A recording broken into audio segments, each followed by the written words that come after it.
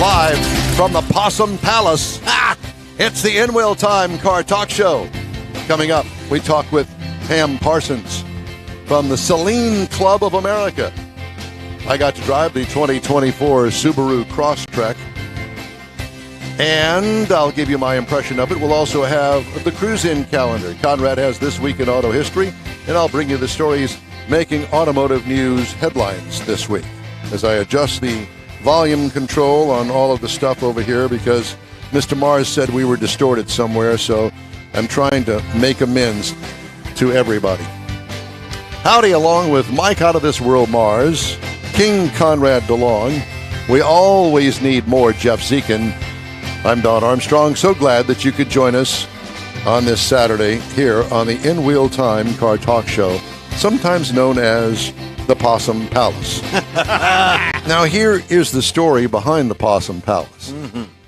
This week, what was it? I guess yesterday. Yesterday, yeah. I came out here to the studio, and I found that the wire that we are actually broadcasting through out of our studio here and onto the internet 40 countries. had been chewed in two. Oh. And I called Mr. Mars and I said, we got a problem. Oh, what's that? What? Oh, what's the problem? What's the problem? I need to buy more wires? Really? Yeah, oh, good. It's my favorite thing. It's my favorite thing to do. I'm going to go out and buy some more wires. I said, well, just hold on. Let's just find out what we've got here because the wire was chewed in two. He says, what did that? And I said, well, it looks to me like it's a rat.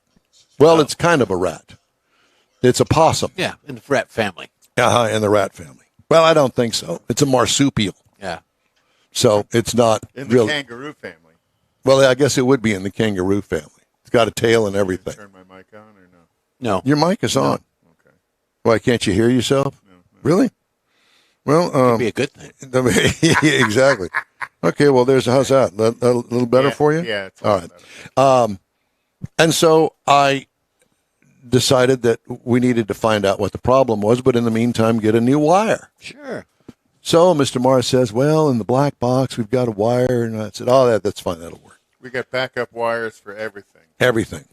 Like NASA. Because- now we don't because we're out of backup wires. Pull your microphone a little bit closer Continue there. the That's story. part of the problem. Now we You don't. weren't even here yet. 'Cause we're Continue out the of- story. So Jeff and I, we were here by ourselves in the studio. We decided to battle this because when we walked in the door,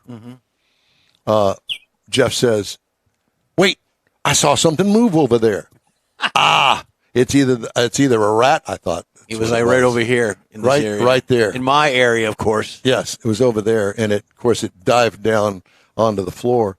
So the battle was on. So for about 30 minutes, Jeff and I cleaned off shelves and tampered with this and moved that and shook this and shook that, and we chased it around the room. Yeah.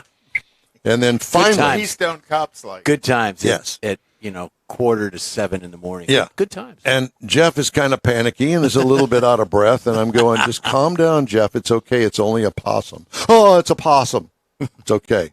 So you take the big wide broom, and I'll take the little bitty rake, and I'm going to rake it out of there. Just don't let it come back over to the corner. So we finally did, and got things shooed out of the studio, and off he went down the driveway and into some plants over there in the neighbor's Jumped in yard. an Uber and took off. Yeah. So we've had the Possum Palace, the studio renamed the Possum Palace this morning. So if anybody's got a recipe for possum for the next time, Yeah. Well, I'm sure Granny Clampett's Granny got one. Clampett would have. Yep. Possum pies, possum soup, Yep. all that. Yeah. Yes. Okay. Oh, Okay. all right. So it's time to move along, I think, don't you? Yes. And we've played this all the We way rode up. that possum as long as we can. We have ridden that We've beaten possum as that long as we possum, can. yeah. Ladies and gentlemen, from the Saleen Club of America, Texas version, Pam Parsons. Pam, good morning to you, and thank you so much for joining us. Good morning, guys. How's everybody? Well, we're possumed out this morning. We're out of hear that. we're out of breath, and we're working on getting a poster of Granny up here. Oh, Yeah, perfect. but we haven't cooked it yet. We don't want to. Oh, God. Yeah, exactly. Yeah. Well, Pam, who do you have there next to you? That's This is your boy, actually Cliff. This is Cliff Parsons, my betrothed. Betrothed. Oh boy, Yeah. we Cliff? can't use words like that on the air. Yeah. I'll get to that part here in a little bit. That's part of our Texas story. Okay, great. Well, first of all, let's talk about Saleen, because I got a chance to meet Mr. Saleen up at a Dallas car show many years ago, and a rather reserved guy, very serious about his cars. Have you met him? Yes. Oh, yes. Yes, and Was my description right? Absolutely. And I appreciate, I have a conversation with Mike, and I appreciate so many people pronounce the Saleen incorrectly. And I sent him a video of Steve actually telling an interviewer much long after the interview was over the correct pronunciation, which I thought was awesome. So most people want to say saline, like the solution for your eye. Yes, I've heard that. He wants to tell you that it's saline, like gasoline, which helps people remember how to pronounce it. So Sure. I appreciate that you pronounced it correctly, and I'm sure he does too. Well, now where is he currently? Is he still in the Dallas area? Actually, right this very second, as we speak, he's up in Pennsylvania for the Carlisle show. Oh, okay. So yeah, I heard the count was over 3,000 cars. Oh, and wow. the Saleens, it's our 40th anniversary this year, so they did a big push on getting Saleens there. Last count I heard were over 160 from all over. So I know we have a bunch of Texas folks that are up there, but he currently still resides in Corona, California. Oh, he's in okay. They did bring Saleen Performance Parts to Texas, so we're pretty honored about that. They've got a place up in Round Rock. And Molly, his daughter, actually runs and oversees that facility. So, yeah, they're still in California. Well, I will tell you that at the Dallas event, it was the Dallas Auto Show, actually. Mr. Mars, were you there when he made an appearance there? Yes, he did, but And- I was Elsewhere. elsewhere, yeah. Chasing Well, awesome. he was debuting one of his Saleen supercars. S7. Yes. Was it? S7. S7. And it was really impressive. So was he. This guy knows his stuff.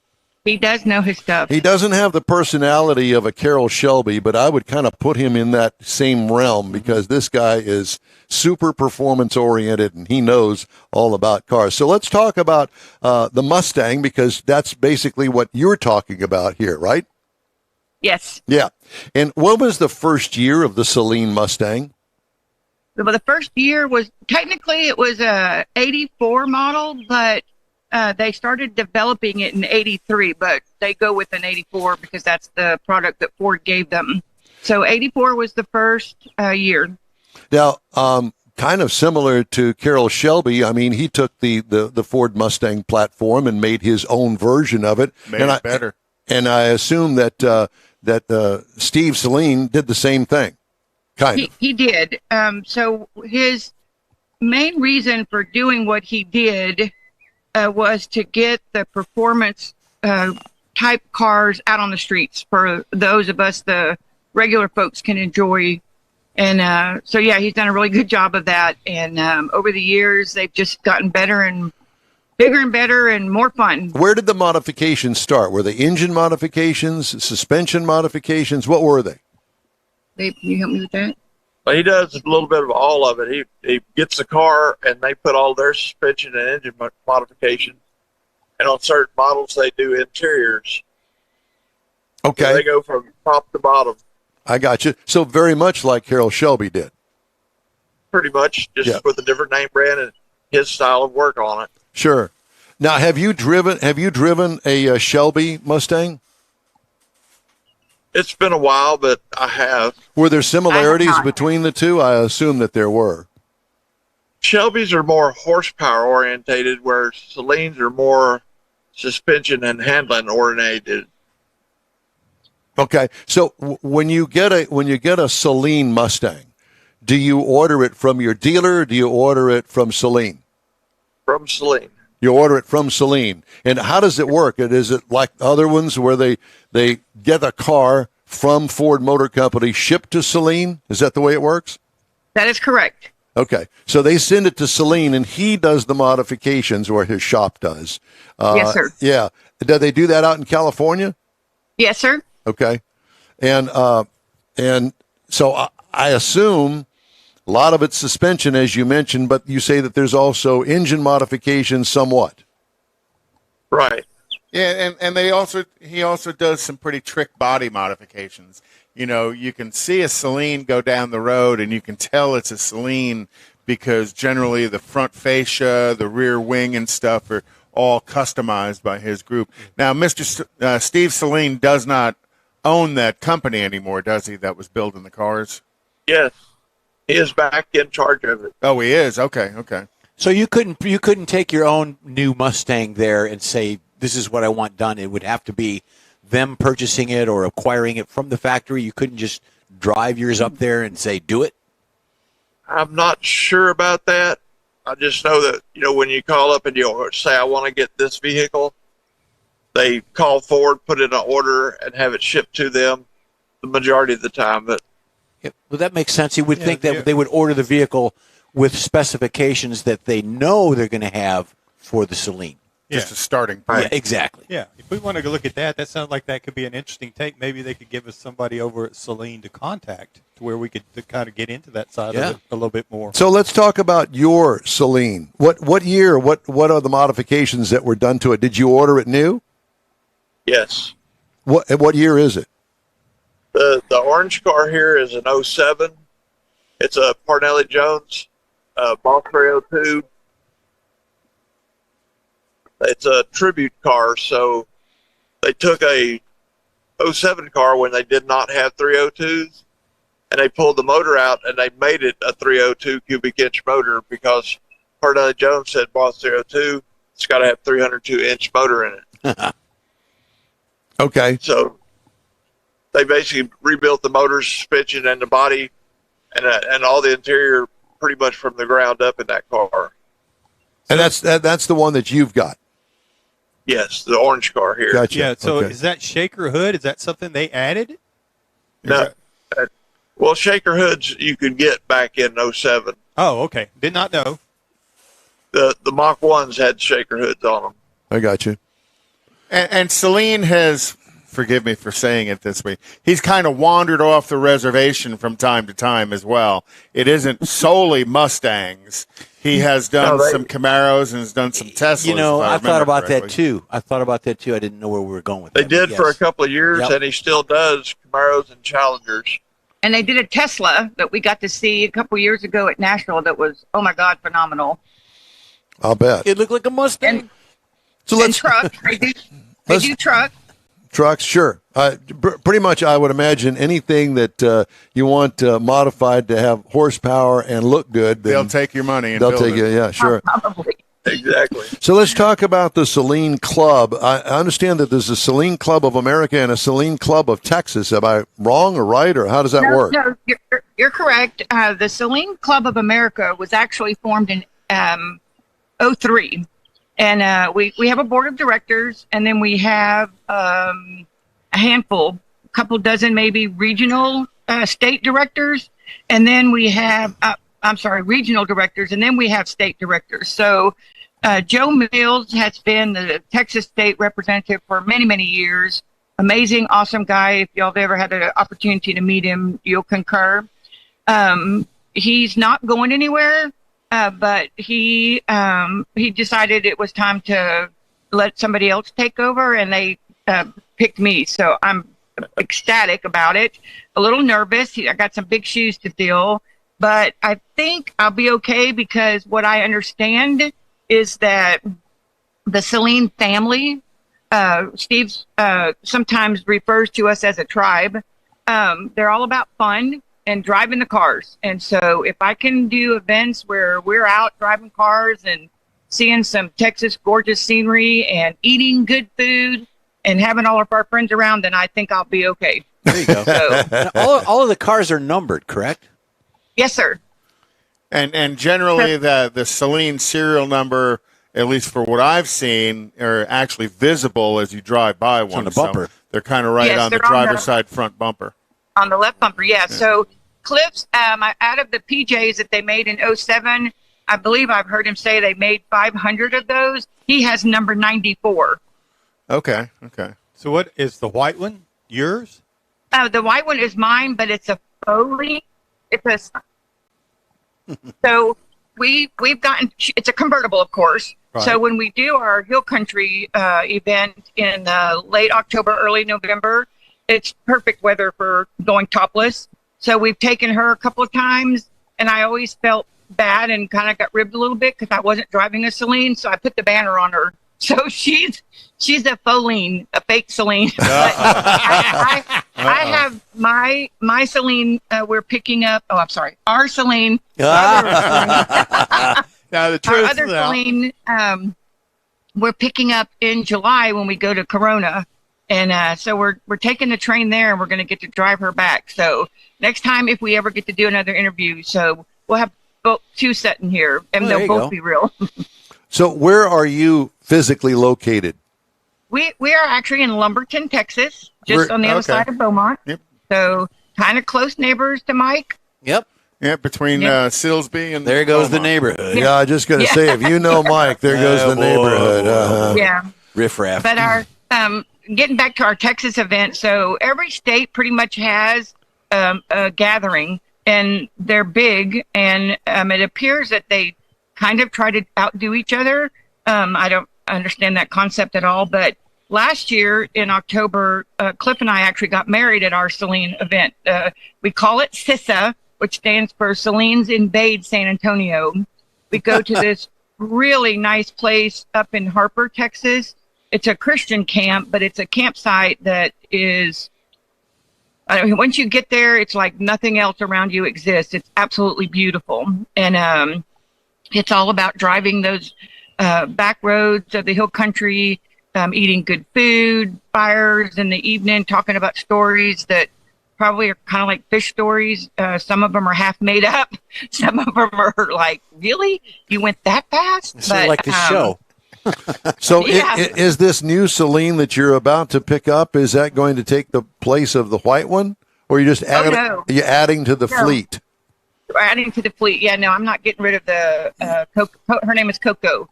No, it's too good a weather down here to get rid of a convertible. So are you getting a Speedster, Celine? The new Speedster they released?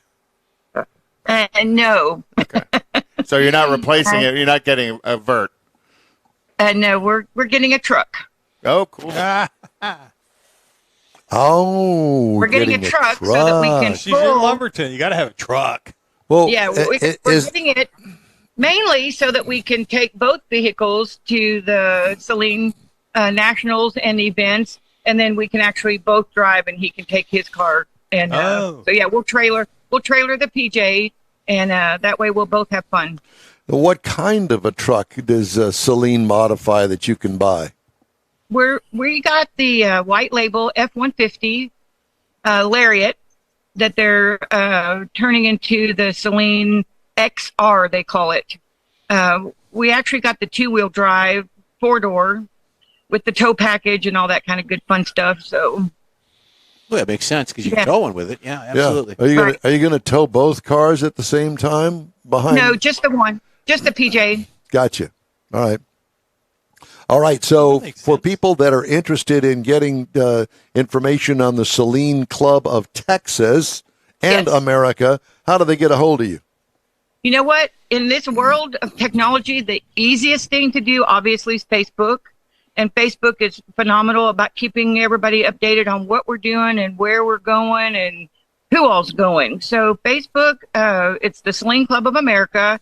And then you can also do the Celine Club of America Texas. Dash And then our Texas, website. okay. And then our website, of course, is the Celine Club of America. Conrad actually has you .com. pulled up on his computer. Yeah, I'm going to go ahead and put it up on our Yeah. social So media. do y'all do some things with the Wild Horse Mustang Club? We do.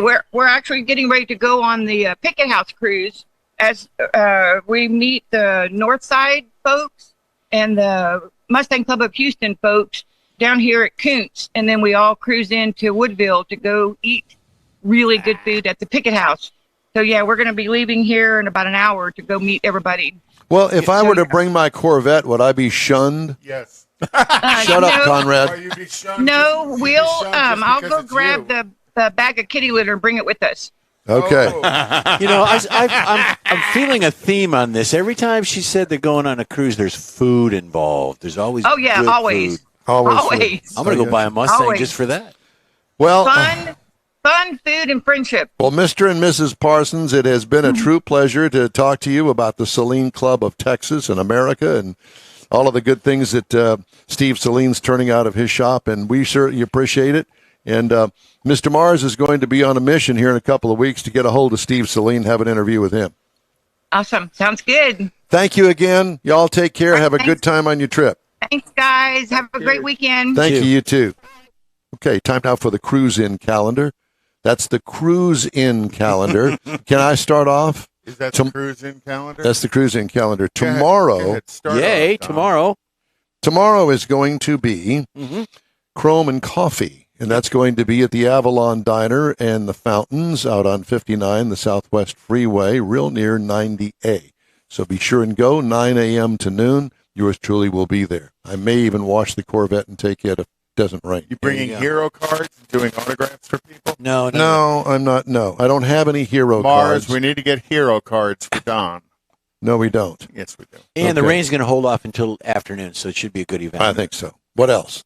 Well, so they also have Cars and Crawfish in Hewitt, Texas. But that smells good. This afternoon.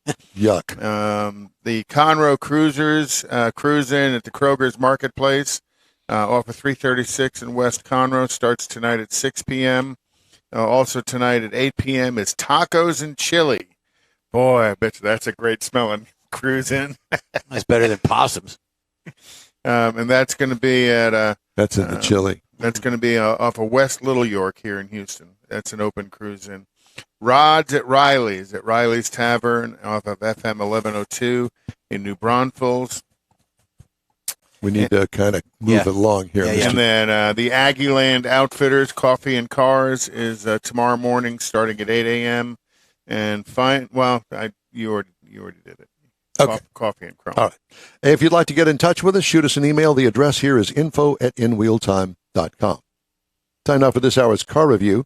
Had a chance to drive the 2024 Subaru Crosstrek, which is basically a small crossover because it's based on the Impreza. Okay? It's an Impreza on steroids, let's put it that way. Available trim levels are base, premium, sport, limited, and there's going to be another one called Wilderness coming this fall. The reviewed trim level is the Limited, which right now is the top of the line. This is a small SUV. It seats 5 people, including the driver. Exterior changes, complete redesign for 2024. This is the 3rd generation. I did not realize that. Exterior features, small, edgy design with high-mounted headlights. And I say an edgy design on a Subaru? What? You got to be kidding me. Yeah, it is. Forward-tilting black wheel opening accents. Yellow highlights on black trim works well. That's in the upper trim levels. Has trim-specific wheels as well. What I liked about it, I like those yellow accents on this particular trim level. What could use improvement? There's a big question mark I have here. I don't know. Interior highlights, great dash design with integrated infotainment touchscreen. Cloth seating has a unique pattern that fits with its off-road vibe. Well-placed controls and user-friendly center console. Fold flat second row has a rugged off-road look when you fold it down. So the interior is all rubberized with a covering over it. So you can get it dirty. Yeah, you can get it dirty. What I liked Getting about dirty with Don. the cargo trunk room, well, it's small, but it is adequate back there. What I liked, the thoughtful, cleaner interior. There's so many of these SUVs that try to pretend to be off-road, really are not. They're just gussied up to be. This one is. It's got good-looking seats. Look like they're pretty comfortable. A standard engine in this is a 2-liter flat 4 with 152 horsepower. Now, this particular trim level had a 2.5-liter Boxer engine, flat 4, horizontally opposed, 182 horsepower, 178 pound-feet of torque. The transmission is a CVT with it feels like it has 8 speeds in Shift it. points. Shift points. Then it works very well, and it feels good. All-wheel drive is standard on most Subarus. Not all, but most. And this particular one is all-wheel drive as well. 26 miles per gallon city. And rated for 33 on the highway for a combined of 29. I got 29.7 miles per gallon over 343.6 miles. What I liked about it? Love that 2.5 liter. Plenty of power. Powered perfectly for the size and weight of this vehicle. It's a small vehicle, and it works well. It gets great gas mileage, too. Ride and handling, it's got a new steering system on it that's taken from the WRX, which is their performance model. Hot rod. Yep, and it works well. What I liked about it is smooth on-road handling and dampening and off-road capability. It's awesome. What could use improvement? Nothing. I think they nailed it with this one. You haven't driven it yet, have you? No, not yet. Oh, you're going to love this. Base trim price, $30,895. Prices tested, $34,635. The base model price, $24,995. Good price range. Yes, very much so. Competitors, I had to really work to find competitors to this because there really isn't one. Not with the Boxer engine, not with anything about it. All the package together. All of it packaged together. Honda HR-V comes close at $27,495. Kia Seltos at $29,990, and the Buick Encore for $26,800. But that really doesn't compare. No. But in size and price, it does kind of. But I would encourage you to go and take a look at the Subaru Crosstrek because I really did like it. All right. The N-Wheel Time Car Talk Show is available 24/7 through the iHeartRadio app. Just look for N-Wheel Time Car Talk.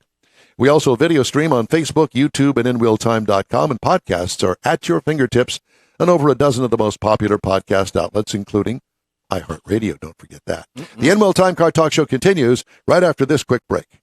Everyone at the Tailpipes and Tacos Cruise In at the Lupi Tortilla Tex-Mex in Katy, thank you for participating in the best cruise in around, and look forward to seeing you again. You'll hear about the next cruise in date right here on N-Wheel Time. Next time you're in the West Houston Energy Corridor area, be sure and stop in at the original Lupi Tortilla Tex-Mex at I-10 and Highway 6, or the Katy location on the Grand Parkway at Kingsland Boulevard. When passing through Beaumont or College Station, stop in and have Lupi's award-winning beef fajitas and frozen margaritas. There's always a celebration at Lupi Tortilla. Lupi Tortilla founder Stan Holt and his wife Sheila are winning racers on the NHRA drag racing circuit and have a collection of hot rods and classics that everyone appreciates. Look for them at the next Tailpipes and Tacos Cruise In. The date will be announced soon and will once again be held at the Lupi Tortilla Tex-Mex on 99 and Kingsland Boulevard, just south of I-10 and Katy.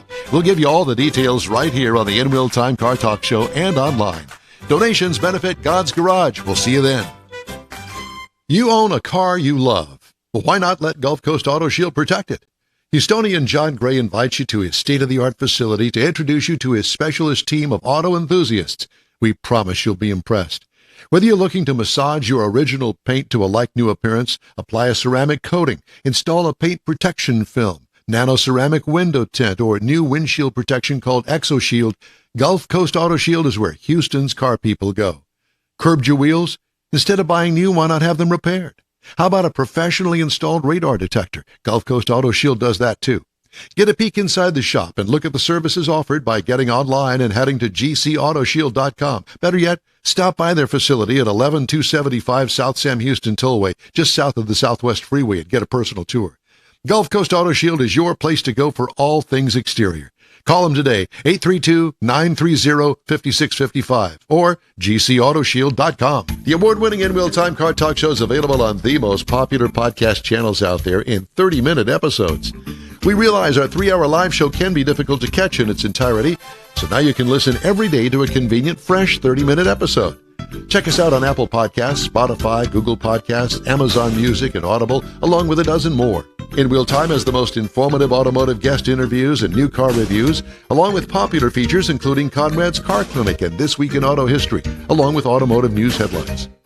Our live broadcast airs every Saturday, 8 to 11 Central on NWheelTime.com, the iHeart app, and on YouTube. Be sure to say hello when we're broadcasting from the Tailpipes and Tacos Cruise In, Autorama, and the Houston Auto Show, among others. Now, it's easier than ever to hear about all things automotive all week long. You're invited to join fellow car enthusiasts in becoming part of the ever-growing N-Wheel Time Car Talk family. Don't forget those 30-minute podcast episodes on your favorite podcast channel. It's the N-Will Time Car Talk Show. Coming up, Mr. Carfax, Patrick Olson, joins us. Conrad has This Week in Auto History, and we'll get you caught up on the stories making car news this week. Howdy, along with Mike Out of This World Mars. King Conrad DeLong, don't forget to raise your hand. King Conrad DeLong. We need more Jeff Zekin. I'm Don Armstrong. Glad that you could join us today. And let's just get right to our interview. I'm always anxious to talk to Patrick Olson, and he is the Carfax guy. And let's talk about Carfax in general. Is that that's your phone that's really loud? Is that you, Conrad? Yeah, it was me. Did you turn it down? I turned it off. Good. I'm glad to see that. Want to make sure it works. Yeah, well, it's working real well. We can hear it all the way across the room. Undistorted. Undistorted. That's good. That's what we're listening for. Patrick Olson with Carfax. Good morning to you, sir. Good morning, guys. Thank you for having me. Well, we appreciate you taking the time out of your day to do this with us. We do engineering on the air here. We're just a one-man band. Real time. We're real times time. 4. Yeah, we're real time here. Kind of like you guys are at Carfax. For those people that don't know, I'm sure that everybody has heard of Carfax, but I don't know as if everybody has actually used Carfax. And why don't you give us a general overview of what Carfax is and what it's for? Sure. So I'll start with what we're best known for, which is our vehicle history report. So when you're looking to buy a used car, and as you guys know today, used cars are more expensive almost than ever. You really want to know what the history of that car is. Has it been well maintained? Has it ever been in an accident? Has it ever been suspected of having the odometer rolled back, or has it ever maybe been in a flood? And so our vehicle history reports tracks as, we work with, tens of thousands of service shops and tens of thousands of auto dealers. And as cars get registered and safety inspections and oil changes and what have you, we track that information for you so that you can see not only for your own car, but for any car you're interested in. So that's our best known product that has been around since 1984. And that's where the fax of Carfax comes from, because that's how they used to be delivered, was via fax. But we also do now used car listings, right? So on our site, if you look at our used car listing, every single one of the listings comes with a free Carfax report.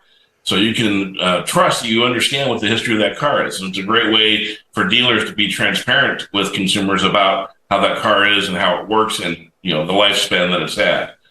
We also have what we call a history-based value. So instead of saying, well, you've got a 2020 Subaru WRX and it's in okay condition, so it's worth this amount of money, we say, well, it's a 2020 WRX that has 52,000 miles and it's had regular oil changes and it's never been in an accident. It has one owner, and we can tell you a very precise value for your car. So it's a lot more specific for that.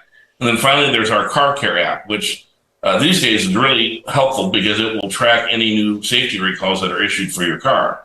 And we'll tell you, as long as you own that car, when any recalls are issued.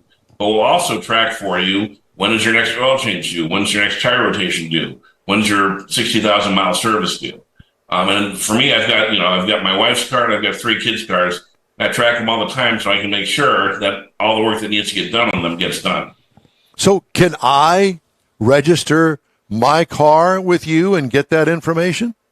Absolutely for free, right? You can download our Car Care app. There's no charge to download it. There's no charge to register. There's nothing you can buy in our Car Care app, and we will track all that information for you. Now, do I also get access to whatever history that the car comes? I have a 2001 Corvette that's got, 34,000 miles on it. It's been babied and pampered, never been wrecked, any of that. I think I'm the 3rd owner. But at any rate, I can track that as well? So you can track the service since you've owned it. Yeah. But to get the history, you'd have to get a vehicle history report. Now, we do work with dealers in a program we call Carfax for Life. And if you have a preferred dealership that you go to get work done on that Corvette, they might enroll you in that program and give you a free Carfax report for your car, but you don't get a free Carfax report just for joining Car Care. So how do I sign up to register my car and get it? How much does it cost me? To register your car, the Car Care app is absolutely free. To get a Carfax report, $45, and you have access to that for 60 days. Wow. I've got the app on Becky's car, and I just got a notice it's time for an oil change. Oh, really? You know, and I don't drive her car very often. I mean, I might drive it once a year. So unless she tells me there's something wrong, I don't go look at it. But, you know, Of course you don't. Do you vacuum it for her? No. What do you do for her? Nothing. I go get the oil changed when the Carfax app tells me for to. God's So sake. what you're saying and is this that it guy gives has you a the car alert. show that's on the internet. What you're saying is that it gives you the alerts for any maintenance and scheduled maintenance. So how it does works great. How does it how does the app determine the need for maintenance? I mean, it's not integrated into knowing what the mileage of the vehicle is. Is it just trying to determine based on time? Well, so based on time and the intervals of when you've had the other work done, right? So when you re-register it, often there's a mileage odometer check at that point. When it gets a safety inspection, there's often an odometer check. And so we have an algorithm that tries to calculate what we think you're going to be driving your car over the next, 12, 18 months. And, based on that, and, the more interaction you do with it, the more accurate we are. The less interaction you have with us, the less accurate we're going to be. Right. So it's basically looking at your driving history that you have Yes. and saying, okay, well, the past 12 months you've done this, so this is what should be coming up based on going forward. And, Right. she's... And does Carfax use the manufacturer's required maintenance schedule in the projected maintenance services required? We absolutely do. That's how we determine when you're, and it's specific to each make model or year make model, right? So we're not giving you generically, well, at 50,000 miles, you should do X. We're saying if you've got that Subaru WRX, this is what Subaru thinks you should be doing at 50,000, 60,000, 100,000. Right. Yeah. Works All right, great. so if I get my oil changed at Brand X Oil Change, one oil change, Goober Lube, and then the next the next oil change I get it at Goober Lube, will that show up on your end?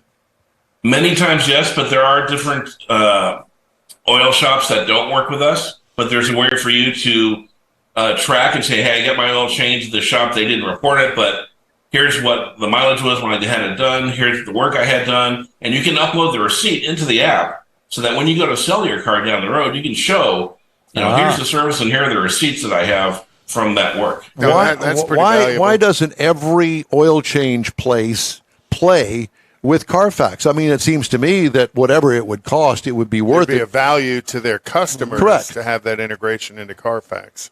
Well, I'll tell you this. That last point is a huge point because the more you can prove you've maintained your car, our estimate is over time, that's worth about $2,000 to you when you go to sell that car. If you keep it for the typical 3 to 5 years, by the time you're done, if you've tracked all that maintenance, it's worth about $2,000 to you. So I can't speak to why some people don't work with us, but that is our big pitch is you are helping out your own customers by doing this. Is it expensive for an oil change place to play with you guys and do that sort of stuff? They don't let me know the financials. They don't let you? Okay. So I assume that it's probably based on some. Well, there's probably a subscription fee for the monthly shop. or yearly. But again, you have to weigh out the return on investment. Given the choice, would you go to a shop that had an integration with Carfax, or would you go to Goober Lube, who doesn't? I think a lot of customers. Yeah, we have a setup, too, where we allow our customers to name which places are their favorite, right? Whether it's a local dealership or a local service center. So we allow them to set that up, and that, honestly drives a lot of repeat business from those places. Do you have anybody there that is actually registered with you by the name of Goober Lube? I have not yet looked, but I will tell you, I moved to Tennessee about 6 months ago. And there's probably one there. Wasn't Goober Lube, it was Bubba's Brakes. Bubba's Brakes. Yeah. Not to say anything. Time, I think is their tagline. Not to say anything bad about any of those shops, because hey, the guy could be very well educated and does his thing at Goober Lube. You don't know could that. have a chain of Be Goobers. a unique It's name in for Mayberry marketing. RFD. Yeah, that's it. You got a whole Okay. chain of Goobers. Now I had this this vision here that says Carfax selling cars ? I'm not sure what that question means. Well, of course we sell cars, we sell used cars, but we really connect consumers with dealers. Okay. But then you Okay. mentioned something about used car listings earlier. Yeah, we have used car listings on our site. So we work with dealers, and that's a subscription model where they pay us a subscription to run their listings on our site. But the twist for us is that consumers can get that free Carfax vehicle history report with every listing, right? So it saves the consumer a ton of money, and honestly makes the dealer, transparent about the quality and the condition of that car. So you don't actually sell cars; you connect people with people that are selling cars. Exactly. Okay. Right. We are the middleman. Yes. Right. Well, that works. I get a lot of people think that I work for CarMax, which is a fine organization, and they wonder how well I do at sales, and I have to tell them, no. We're the vehicle history and listings and car care site, not the wide open sprawling used car lot. But you're also the site that everybody talks about. Hey, if you're going to buy a used car, you get a Carfax on that. Your Yes. advertising on TV is pretty effective to the point where you are expected to get a Carfax from a used car operator so that a person can review the history to determine whether it's maintenance or whether it's accident history and stuff. That is absolutely right. And, one of the things that we are lucky to have and we've really built up in the last 15 years is that name recognition for exactly that. The Show Me the Carfax, the CarFox mascot that we have is very effective. And we definitely have seen a ton of growth in the last several years. For us, accuracy is number one. Data is number one. And so we try to push more and more on that and try to find new ways to look at data to provide consumer insights. Yes, Mars? I'm trying to figure out how to ask the question, Mars. So I've seen on car sites a competitor, shall we say. Sure. And I've tried to look at their stuff, and to me, it's not the same amount of detail as what you do. Yeah, I would agree with that. I think sometimes they are trying to simplify their sites so that they don't overwhelm people. But I think people who care about Carfax are guys like you, who care a lot about that car review I heard as I was waiting to come on. The detail about the engine, the type of engine, and how it performs, and the chassis and all that kind of stuff. There's a lot of buyers out there who care a lot about those details, and they're not overwhelmed, and they want more detail, not less. And frankly, they see fewer details as a sign that someone's trying to slide something past them, right? So for us, we know that data is our bread and butter, and we want to provide as much of that with as much context too, right? I mean, rather than just saying, hey, it's 32 miles per gallon, is that good or is that bad, right? So we're trying to add more context to help people understand what those data points mean. Do you also track the car sales as far as used cars are concerned that you have on your site? That, say, for instance, let's use a Chevy Trax. That's Sure. what I'm driving this week. So somebody's got a Chevy Trax that's 3 years, 4 years old. And, it's a popular car among those people in that price range. Do you Yes. track sales of those particular vehicles as well as others? So we track sales more at the sort of body style level. So how are SUVs doing? How are luxury cars doing? How are hybrids and EVs doing?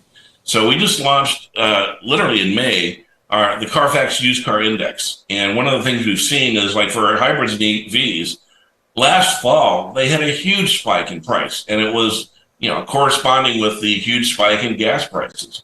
And as gas prices have eased off, their prices have plummeted. But now they're starting to turn the corner and head back up. Pickup trucks, though, are almost flat with a year ago and still heading up. So we love our pickup trucks. We love our big SUVs, and the price of those continue to go up, too. In that particular category, all I can think of is back in the 1950s, the big thing was big sedans. Yes. Oh, yeah. And I think that kind of mindset has really transferred to today, because look at the size of these vehicles. The pickup truck, won't fit in the garage anymore. Yeah, Suburban barely fits in a Well, to standard that point, garage. the 50s, the large sedans, there were larger families too. And there was more people on the road back then, and that was the new thing for big sedan, big family. Right, and traveling and that Right. sort of stuff. I would imagine that you've probably seen that in registrations with Carfax. Absolutely. Seen it with pickup trucks, with large SUVs. The other trend, too, is that, you mentioned the big sedans in the 50s. There are a lot of quote-unquote SUVs today that are no bigger than sedans. They simply sit a little bit higher, but the interior size, they are absolutely a car. Yeah, the cubic call feet it is the SUV same. for marketing purposes. Yep. Right. With a hatchback. Yeah, God forbid you call it a hatchback. And if you took the sheet metal off of it, it is a sedan. They just Right. put an SUV body on top of the sedan chassis. It's like they used to call them CUVs. They tried to go with Yes. a CUV, but you don't hear that anymore. Now they're back to everything's an SUV because I guess marketing Right. just didn't play out for the CUV, even though Yeah, it's I the think same vehicle.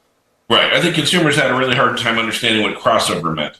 Right. I think they thought it was something like changing lanes or something. Well, the Yeah, car review exactly. that I did actually is a crossover. It was a Subaru Impreza that they've lifted it up, put different chassis components on it, and turned it into an SUV, but it was an Impreza. Right. But if you go look at the marketing aspect, they don't call them CUVs anymore. No, they they don't. really tried They don't that. see value in it. Right. Yeah. It's So what can we look forward to? So if I'm a first time used car buyer and I want to buy a quality car, not something from grandma's hand me down, but I want to buy a quality used car that says 35 to 50,000 miles, let's say. What would I look for on Carfax? How would Carfax help me? So there's a few ways, right? So if there are brands that you like, you can search by brand. One of the best features we have, though, is price under. So if you're looking for, I want it under 25,000, you can search just by that and get everything back at that price point, right? And because not everyone is willing to pick just a SUV or just a sedan or whatever, you can search that way. You can search by location, right? Do you want to search just within 10 miles? You want to search nationwide. If it's like guys like you who are looking for unicorns, you want to have that nationwide search, right? So you're not limited to only what's within 100 miles. You can search the entire country. Plus, So there's a variety of ways to get at it for sure. Plus, you can also filter a vehicle that has had no accidents. Yes. You could filter a vehicle that's only one owner. You could Right. filter a vehicle based on its service history. So there's lots of ways to look for the car you want Right. and then filter out all of the, and I'm going to say this, and it might not be proper, but filter out all of the trash. Right. So if, let's say, for instance, I want to sell my 3-owner, 34,000 mile 2001 Corvette. Can I? So, and I don't know that it's on Carfax now. So I can register to sell it on Carfax. You can't. So at the moment, we only take ads from dealerships, used car lots and franchise new car lots. So is there an age limit on the vehicles that you would post, or we would get a Carfax on? Only it has to be newer than 1981 when VINs were made standard across all cars. Oh, and would you also So- do like commercial vehicles? As long as it has a VIN, yes, we do. Yeah, So we can provide a Carfax for you. I don't know how much detail it'll have, but we do have them as long as we have the VIN. okay. Very interesting. Yeah, Well, this- Patrick. So the other filter I wanted to mention, because that was a great job, is you can also screen out ones that have been rental or commercial vehicles, right? So if you don't want an Altima that racked up, 100,000 miles at the nearest Hertz outlet, you can do that too. Interesting. Well, I obviously, that's certainly worth, if you're not familiar with Carfax, to go to Carfax.com and find out about it. Look at the website, and I'm sure that you can get to places that you might not be able to download certain information with the VIN, but you can peruse the website. Great resource. Absolutely. And there's a lot of great information on there, a lot of great advice on should you buy or should you lease, how often do you need to change your oil, all that kind of stuff. So to Very me, I got my granddaughters are working now, and they're looking for their first car. And to me, this sounds like a great place to send them as a learning moment here. Here's how Yes. you can learn about the different cars, because they ask, what's a good car? Yeah, which cars are really good about me mashing fenders Well, on? the other exactly. thing is how much money is Grandpa And- going to give them to buy the new Yeah, car? And Grandpa. on the maintenance side of it, what about EVs? So that's interesting. So we're watching as those become more popular. They're a very small part of the audience right now, but we're watching because there's obviously fewer oil changes, but you still need brakes. You still have struts. There's still other Suspension things parts. that need to be replaced. Exactly. Yeah. So Well, Patrick, it's great to talk to you. Great information. We sure appreciate you taking the time to talk to us on this Saturday. I know you got other things to do, but we appreciate it, and hopefully we'll talk again soon. Thank you. Thank you guys so much. I appreciate it. Thank you. Patrick Olston with Carfax. All right. We'd love to hear from you. Just shoot us an email anytime. The address here is info@inwheeltime.com. Time now for This Week in Auto History. Oh, boy. Conrad has Here that. we go. So this week in 1930, the Chrysler Building was completed in New York City. I remember it. I'm not surprised. Beautiful Art Deco building. All that stainless steel on top of it. It is a stunningly beautiful building when you Yes. see it in person. In 1934, this week, outlaws Clyde Barrow and Bonnie Parker were shot to death by Texas and Louisiana state police officers as they attempted to escape apprehension in a stolen 1934 Ford Deluxe near Beanville Parish, Louisiana. Bineville, B-I-E-N-ville. Bienville. Bienville. Yeah. That's not going to rub out. And then also in 1937, the Golden Gate Bridge opened for vehicular traffic this week, one of the world's largest single-span suspension bridges. The Golden Gate Bridge was designed by Clifford Payne. And you ever been on the Golden Gate? Several times, yes, many times. Mhm. It's to say it's impressive would be an understatement. The only thing is that the traffic moves too fast on it for me to really enjoy it as a driver. I mean, you got to be a passenger if you're going to go across it. Well, but they also there's a bike path on it No, and a walking path. no. Yeah. You got to do it on a car. Now, Becky went out there and walked it with one of the grandkids. Well, that's perfect. You just go right ahead. And No, No, I said Becky did, not me. Okay. Several jumping off points. And yeah, really, lots of people have jumped off the Golden Gate Bridge. Few of them survived.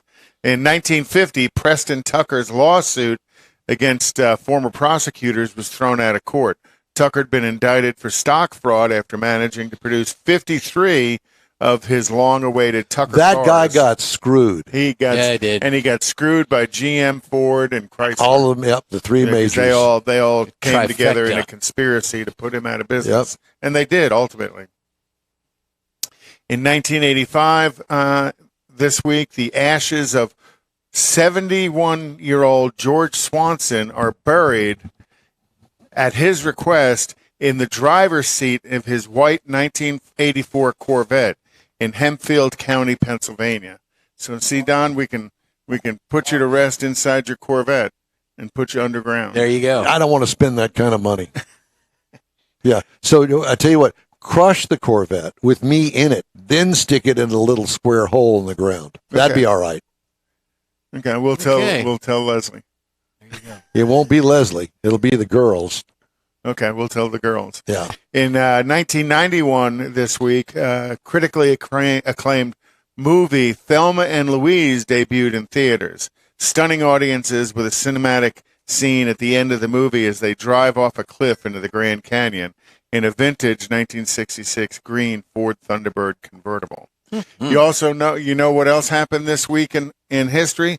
This is the week that Billy Joe McAllister jumped off the Tallahatchie Bridge. We would. I Play, don't know what year that we was. would play the song, but we would be banned from half the world because Again. we played Again. 15 seconds Thank of some you, I stupid was song. going to ask you to, but I knew better. Thank 'cause you. I knew Don't the even answer. ask. I don't No, even we're know not that. doing that anymore. So can I sing it? No. Yeah. No. Go ahead. I want to hear No, it. I can't. No. Well, do you know the words? No. Can you sing tenor 12 miles from here? I couldn't carry a tune in a bucket. There you go. Okay, go ahead. Thank That's you. it. That's This Week in Auto History. Well, that was really good. We enjoyed that. I have a little something special that I got off of Put some ointment on it. Haggerty. Celebrity ownership of classic cars is often a huge driving factor in their big sale prices at auction, and fans have paid thousands of times over the odds to buy cars once owned by their musical heroes.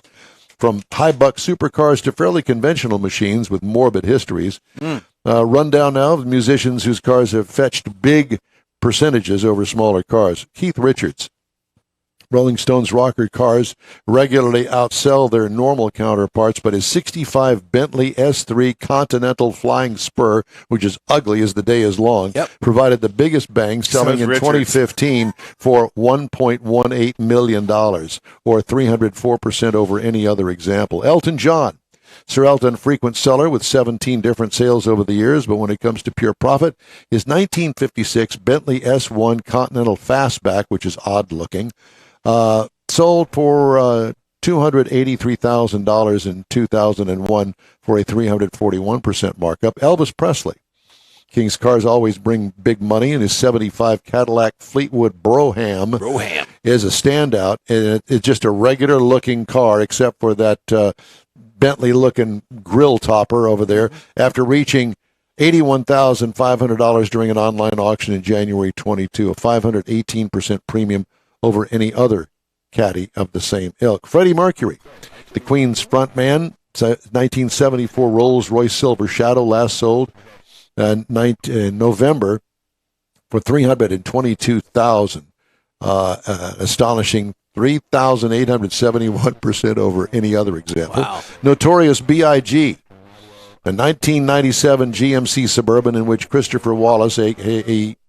Biggie Smalls, a.k.a. the Notorious B.I.G., was shot to death, sold for $1.5 million, an increase of $18,650. Were the bullet holes still in the car? I guess so.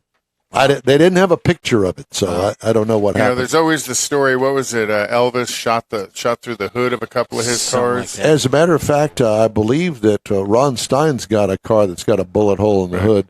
Was that an Elvis Presley car? I think so. I think it's one of his Continental. Continental. And you talked about the Rolling Stones. Charlie Watt, the drummer for the Rolling Stones, never had a license, never drove anywhere. He always had a driver. What? Yeah, Charlie Watt. Charlie Watt.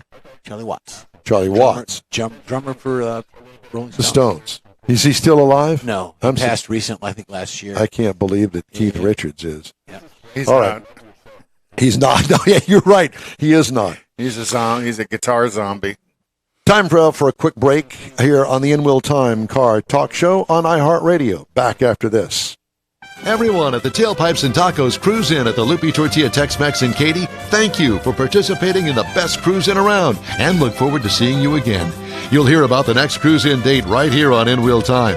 Next time you're in the West Houston Energy Corridor area, be sure and stop in at the original Lupi Tortilla Tex-Mex at I-10 and Highway 6 or the Katy location on the Grand Parkway at Kingsland Boulevard. When passing through Beaumont or College Station, stop in and have Lupi's award-winning beef fajitas and frozen margaritas. There's always a celebration at Lupi Tortilla. Lupi Tortilla founder Stan Holt and his wife Sheila are winning racers on the NHRA drag racing circuit and have a collection of hot rods and classics that everyone appreciates. Look for them at the next Tailpipes and Tacos Cruise In. The date will be announced soon and will once again be held at the Lupi Tortilla Tex-Mex on 99 and Kingsland Boulevard, just south of I-10 and Katy. We'll give you all the details right here on the In Real Time Car Talk Show and online. Donations benefit God's Garage. We'll see you then. You own a car you love. Well, why not let Gulf Coast Auto Shield protect it? Houstonian John Gray invites you to his state-of-the-art facility to introduce you to his specialist team of auto enthusiasts. We promise you'll be impressed. Whether you're looking to massage your original paint to a like-new appearance, apply a ceramic coating, install a paint protection film, nano-ceramic window tint, or new windshield protection called ExoShield, Gulf Coast Auto Shield is where Houston's car people go. Curbed your wheels? Instead of buying new, why not have them repaired? How about a professionally installed radar detector? Gulf Coast Auto Shield does that too.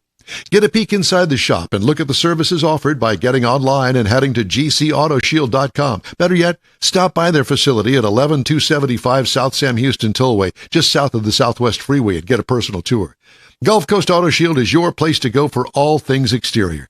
Call them today, 832-930-5655 or gcautoshield.com. The award-winning In Real Time Car Talk Show is available on the most popular podcast channels out there in 30-minute episodes. We realize our 3-hour live show can be difficult to catch in its entirety, so now you can listen every day to a convenient, fresh 30-minute episode. Check us out on Apple Podcasts, Spotify, Google Podcasts, Amazon Music, and Audible, along with a dozen more. In Real Time has the most informative automotive guest interviews and new car reviews, along with popular features including Conrad's Car Clinic and This Week in Auto History, along with automotive news headlines. Our live broadcast airs every Saturday, 8 to 11 Central on InRealTime.com, the iHeart app, and on YouTube. Be sure to say hello when we're broadcasting from the Tailpipes and Tacos Cruise In, Autorama, and the Houston Auto Show, among others. Now, it's easier than ever to hear about all things automotive all week long. You're invited to join fellow car enthusiasts in becoming part of the ever-growing In Real Time Car Talk family. Don't forget those 30-minute podcast episodes on your favorite podcast channel.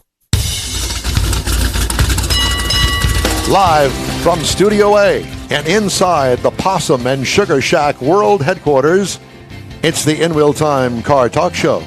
Coming up, Jonathan Schlew from Car Generator. Jeff has a segment on EVs with solar panels. Oh, yeah. Conrad has the racing calendar and the car clinic, and we'll also have the stories making automotive news headlines this week. We're going to stick it in just ahead on the In Real Time Car Talk Show. Howdy, along with Mike Out of This World Mars, King Conrad DeLong. We always need more Jeff Zekin.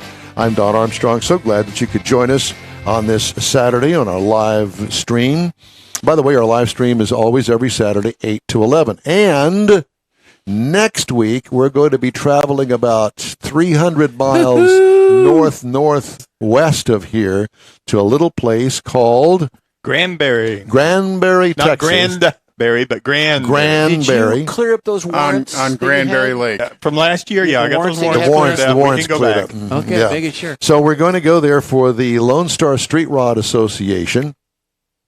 I'm looking forward to it. Huge meet. If you're listening and you're in the Dallas-Fort Worth area, it's definitely worth going to Granbury to check out some of the cars that are there. Some stunningly. It's kind of like a little vacation village southwest of Fort Worth. Yeah. Yeah. It's a cute little place. And, I did the road trips. Did the road trips for the summer. This is a perfect road trip. It is. It's a hamlet. Yeah, it's a hamlet. That's what I wouldn't call it a hamlet. Because then you got ogres and people under bridges and stuff. That's Yeah, no, No. they don't have any They bridges. got a beautiful lake there that Yeah. goes on for miles and miles yeah. and miles and miles. Yeah. Yeah. 23 miles. 23, something like that. 27 Something like that. miles We'll long. find out later because she's. Yes. Yep. We're gonna Miss Dooley's going to be on. we're gonna talk to Tom's daughter, and Ms. Dooley from the Chamber of Commerce up there to remind you of all the good things going on in Granbury. in Granbury. Good food. I want to say Glanville every time I say Granbury, No, but it's that'd be Jerry it's Glanville. Jerry Glanville. I know Jerry Glanville very well.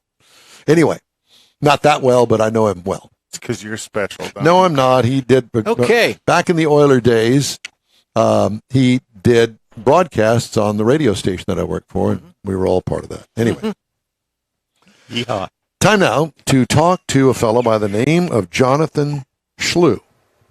Jonathan, good morning. Good morning, everyone. How are you? Well, very well, thank you. And Jonathan is with Car Generator and cargenerator.com. And so I don't mess this up, which I am really famous for. I'm going to let you explain what Car Generator is and what it does. Go. Perfect. Car Generator is the easiest, safest way to turn your car into a backup generator that can power essential things in your home or for camping if you're going to boondock or go off grid. It's 11 pounds. It's the world's only weatherproof inverter. So basically, it's the core inside of it is an inverter, but really simple. When the power goes out, you don't need to worry about messing around with dangerous gas cans or fooling around with storing things. Simply just attach Car Generator. You hang it on the front of your car, start your engine, and you have power for 50 to 70 hours. And it works with gas, diesel, pure or hybrid, and pure electric EVs. It works across the board. Are you from Canada? I am, but I would say that I'm North American. I would say because we've got about 70% of our customers are in USA and 30% are Canadian. Well, I have nothing against Canadians. I love Canadians. Did I give it away? Yeah. And you know what word it was? About. About the Well, Hoops. Don's almost Canadian. He's from Wisconsin. Yeah, well, that, and I'm a big hockey fan, and I got to know lots of Canadian hockey players back in the day when we had the Arrows here, and great folks, and I truly enjoy, especially your sense of humor up there. And I guess you have to grow into that sense of humor because of the weather. We sure do. Unfortunately, we have no Florida, nothing really that warm. So in the winter, you're pretty much just turn the heat up in your house and hope for the best. That's all you can do. And work on things like, inverters in your garage over the winter and come up with this. Is that what you did? Well, that's really how it all started. I'll tell you kind of how it all started is we love camping and and way back when we used to tent camp, and then we got a pop-up trailer and we loved that. And then I was thinking to myself, okay, we need power. Even I was really excited. I got one solar panel put on the roof and everything else. And then I realized we need power because just a little bit of solar enough is not enough. And so then I thought, am I going to buy a gas generator and store it? And it's like 60 to 100 pounds to store a bunch of gas cans. But I kind of thought, I have a great motor, a great engine, a gas tank. It all works well. All I need is the last bit, which is an inverter, but in a fully weatherproof and user-friendly and safe enclosure. So I'm a bit of a serial entrepreneur. So I sold our tech company back a number of years ago, and my wife and I bought a 30-foot Airstream travel trailer, and I was really excited because we had 5 big solar panels, and I thought, that's great, we can do anything. But then you keep pressing the cappuccino button, like over there, that's our cappuccino maker. Yes. I'm in the Airstream right now, and keep pressing that cappuccino button, and you realize you actually need more power. If you're the kind of person that goes camping in a trailer and you shut off all the lights, you don't use the battery, you just wear one of those headlamps all the time, okay, that's fine. But you know what? To live your life, you need power.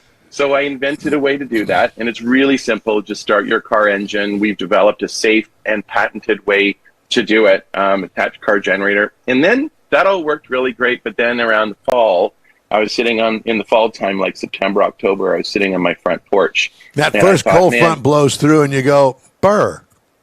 It does. And I sat on my front porch and I thought, man, I wonder if the power went out, how do I keep our house warm? And the first thing that I originally did was, I went out and I bought a bunch of kerosene. I got a kerosene heater and a bunch of kerosene jugs, and I stored them all in my garage and my shed, which is pretty dangerous on its own. And then I thought, you know what? I wonder if I could hook up this car generator that I did to our house and our home furnace. Like, who thinks of that? So I did that, and lo and behold, a couple of months later, in the middle of December, just before Christmas, we had a power outage, and we had a big ice storm, and we had no power for 3.5 days.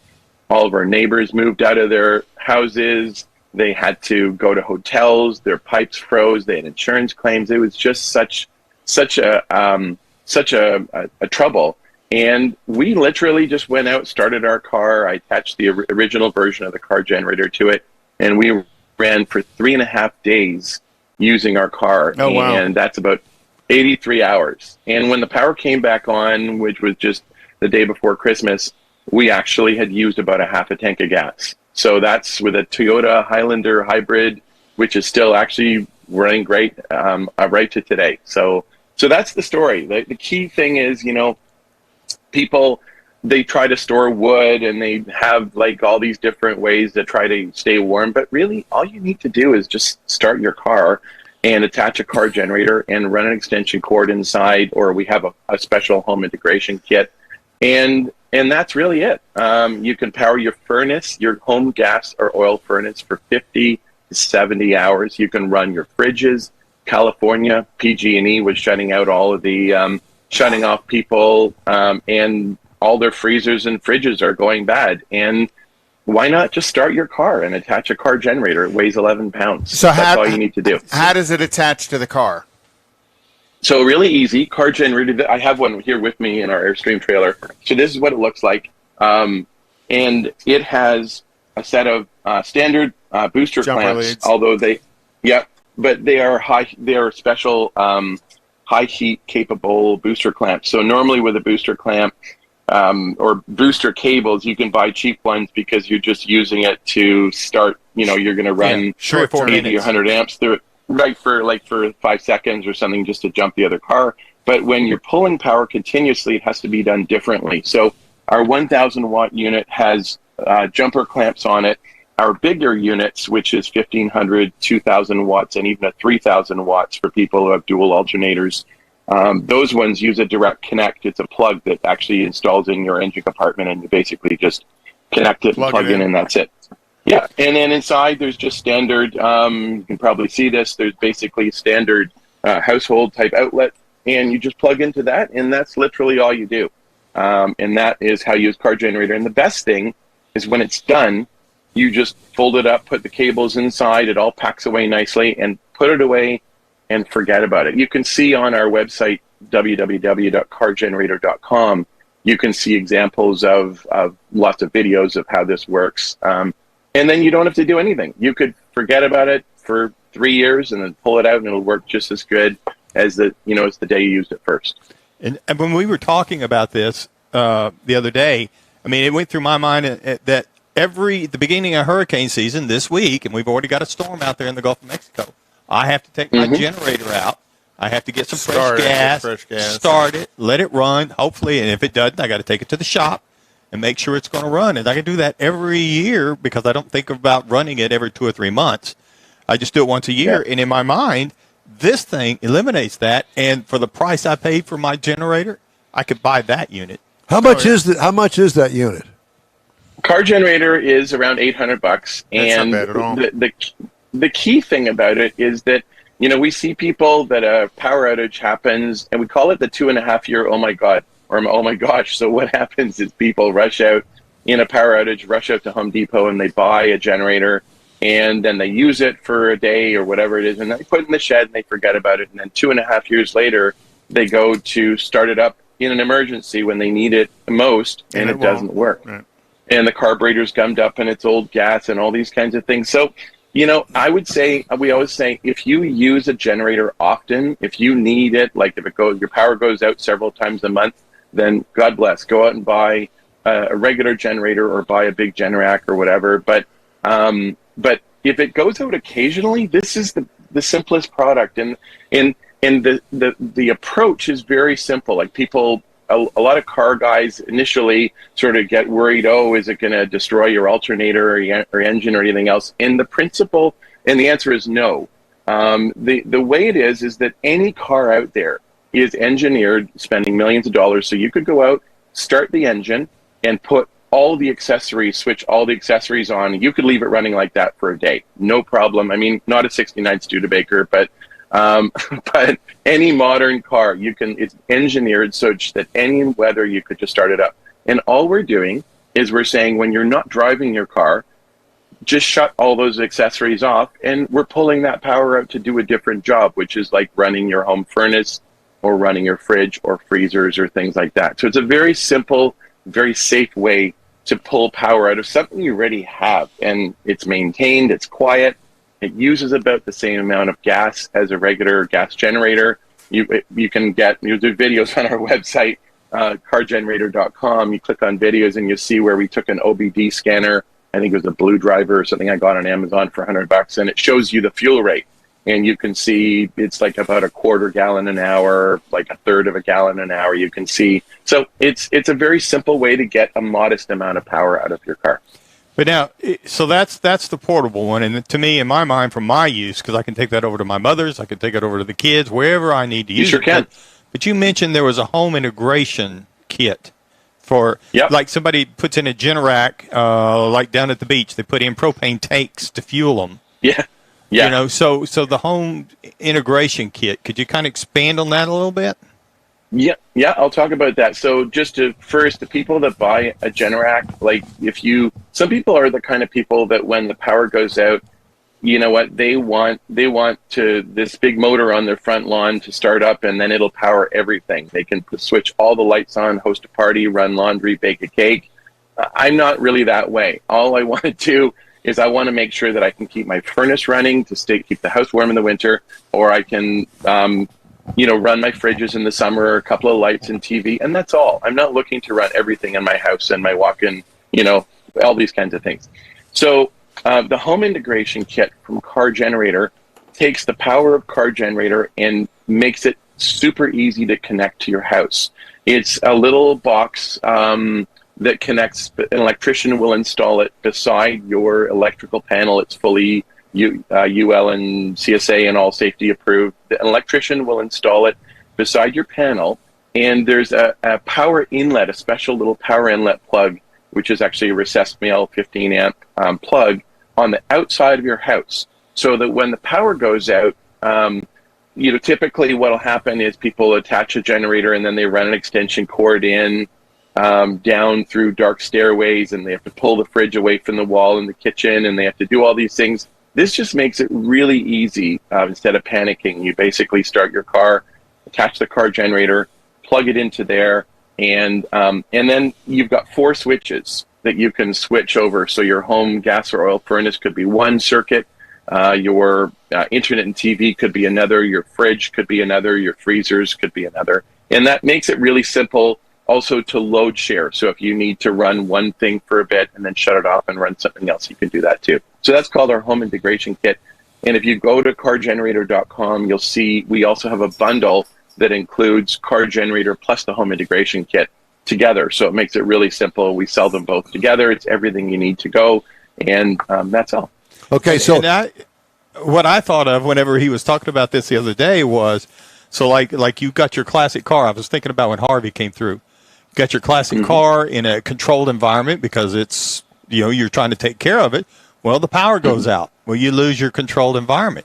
Well, here's an opportunity that you could either feed it off that home integration out to that, or set up a separate unit so that if your car's worth it, now you've got control over your controlled environment when there's no power. Very nice. Yeah, we actually had a company that Expediter Wines. They're specialized in premium wine storage and transfer, and they actually featured our product as well as a really great way to get backup power for if you've got premium wine collections. You can do that. So there's all kinds of things you can do, and quite honestly, it's also for people with CPAP machines. Most recently, the Kidney Dialysis Association. We've sent them one, and they're going through it. So basically, if you're running kidney dialysis or you need medical or CPAP machines, we had a customer that bought one. His wife had an operation, and she was on a hospital bed in their home with an air bed, and they used it to run that when the power went out. She had a hip operation, and they needed it for a chair to help lift up. So there's so many different things. And car generator is just a really simple way to get a modest amount of power. And it's a different way of thinking about power. Instead of a traditional electrician will come in and they'll add up, they'll come in and they'll add up all the different things in your house. And then they'll tell you need this giant thing. I walked by a semi-detached house in our neighborhood, and they had a 22,000 watt generator in the front lawn. And I thought, you just got so oversold. Who run, really? Yeah, I did. We just put a Generac in my backyard after. Is it 22,000 watts? It's a 22,000 watt V-twin. Oh, my God. And I'll tell you, the neighbors can hear it. They know you got a generator when that thing lights up, and it lights up about once a month just to keep the fluid stirred. So what fuels it? Natural gas. So you got it on natural gas. Into the house. So another That's question. Really, when we walked in this morning and I saw that we were talking a car generator, my thought was, it's a rescue system for Teslas who run out of power out on the road. Well, you could. It would just be really slow because the amount of energy that a Tesla needs to charge at speed in order to get any mileage, you're probably better off getting a big generator to do that or something. But you touched on the noise issue, and that's actually a really big thing that's come up from our customers. If you go camping, you don't want to be that person that buys the big, smelly, noisy, open frame construction generator. We had one of those guys that camped beside us, and he ran his generator, which we couldn't stop him, but I swear it was like a chainsaw running all the time. The big Briggs and Stratton motors are quite noisy. I think Hondas are actually quite quiet as a generator. They are, but there's a dirty secret about that. So people sit there with their Honda generators in front of their trailers, and it's purring super quiet, and it's really great. But they're only pulling 100 watts. Wait until they ramp up to the full load of, a couple thousand watts. Yeah. And it's a different. It'll try and keep up. Yeah. Jonathan, where's your car? Where do we go to look at the pricing and order one? For sure. www.cargenerator.com. And if you have any questions, call us anytime, 800-750-4660. And we're operators are standing by. Yeah. Does it come with a set of Ginsu knives? No Ginsu knives. I want to make sure though that I'm getting it from Canada. Yeah, you actually ship out of both Buffalo. We've got a U.S. address and a Canadian shipping warehouse, so it goes out of either place. Shipping time's usually about 2 or 3 days typically, so it's pretty quick. Jonathan, it's great to talk to you. What great information, great product, and already posted it on our social media. That's good. Yeah, so I like it. Thanks so much for joining us today. Best of luck to you. Stay in touch with us. Let us know how sales are going.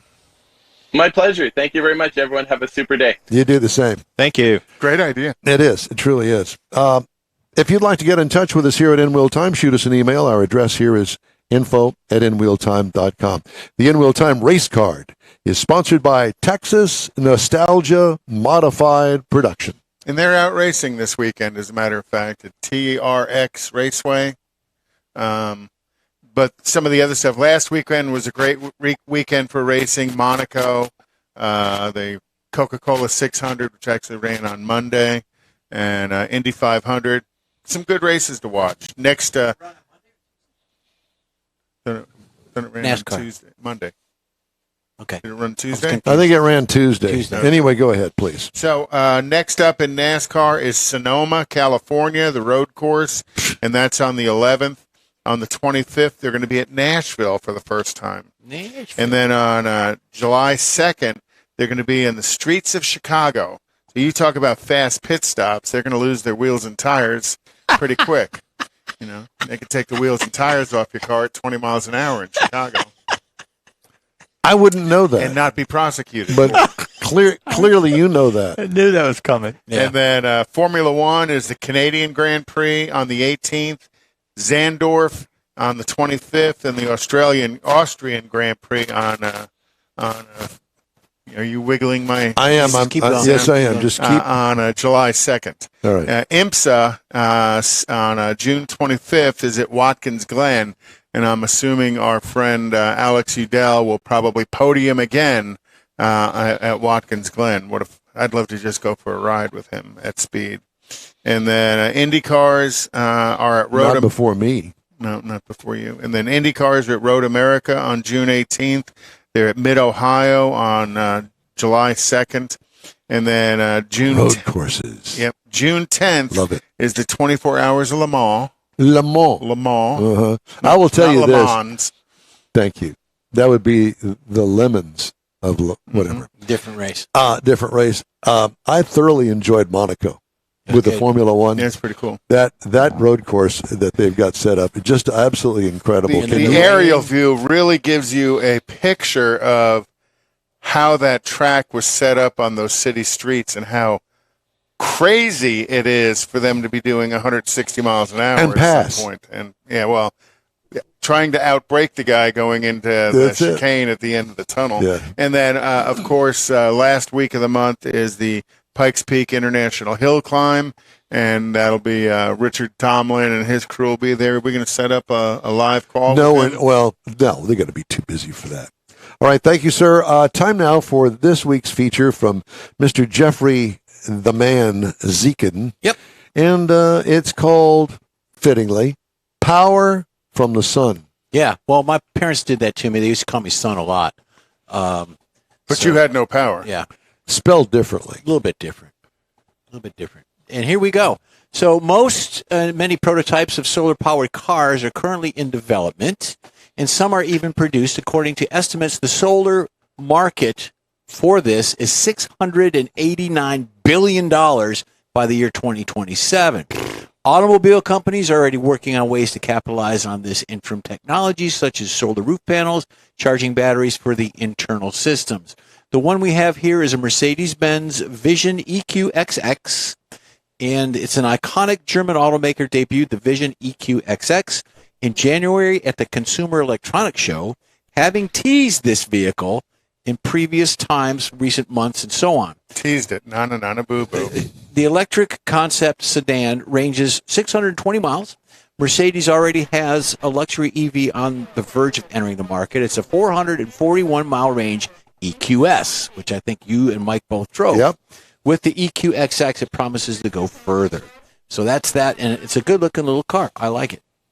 The next one we have is a Hyundai Ioniq 5.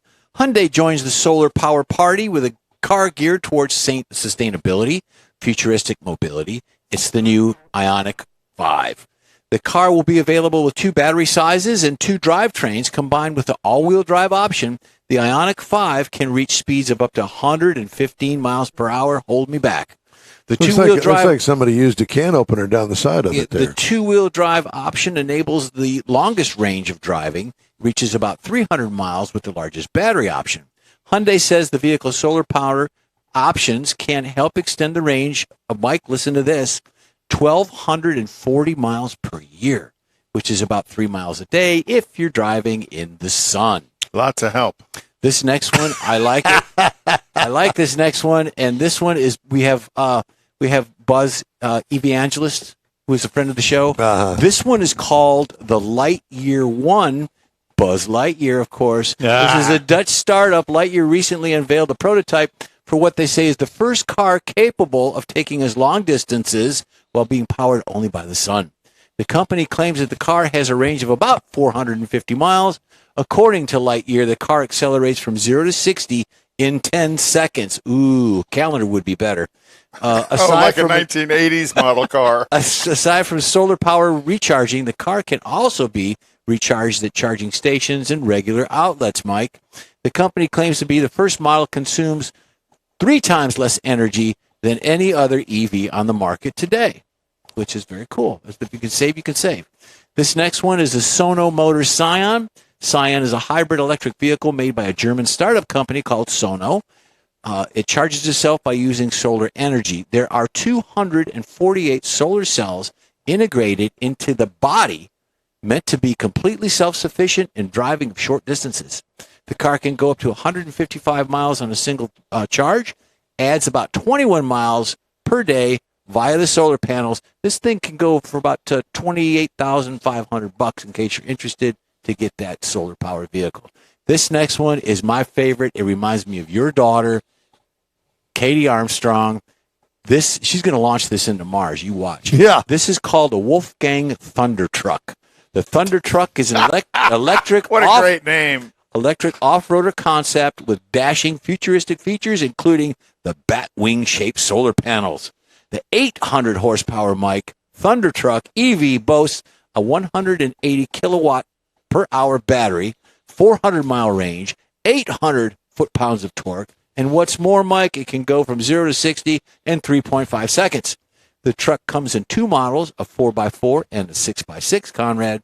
The company website states, state-of-the-art TT Ranger extender easily converts the Thunder Truck into a 6-wheel drive. Thunder Monster. And it only costs $4 million. Buy one today. Yeah, but it's a government project. The In-Wheel Time Car Talk show is available 24/7 through the iHeartRadio app. Just look for In-Wheel Time Car Talk. We also video stream on Facebook, YouTube, and InWheelTime.com, and podcasts are at your fingertips on over a dozen of the most popular podcast outlets in the world. The In-Wheel Time Car Talk show continues after this brief break. Everyone at the Tailpipes and Tacos Cruise In at the Lupi Tortilla Tex-Mex in Katy, thank you for participating in the best cruise in around, and look forward to seeing you again. You'll hear about the next cruise in date right here on In-Wheel Time. Next time you're in the West Houston Energy Corridor area, be sure and stop in at the original Lupi Tortilla Tex-Mex at I-10 and Highway 6, or the Katy location on the Grand Parkway at Kingsland Boulevard.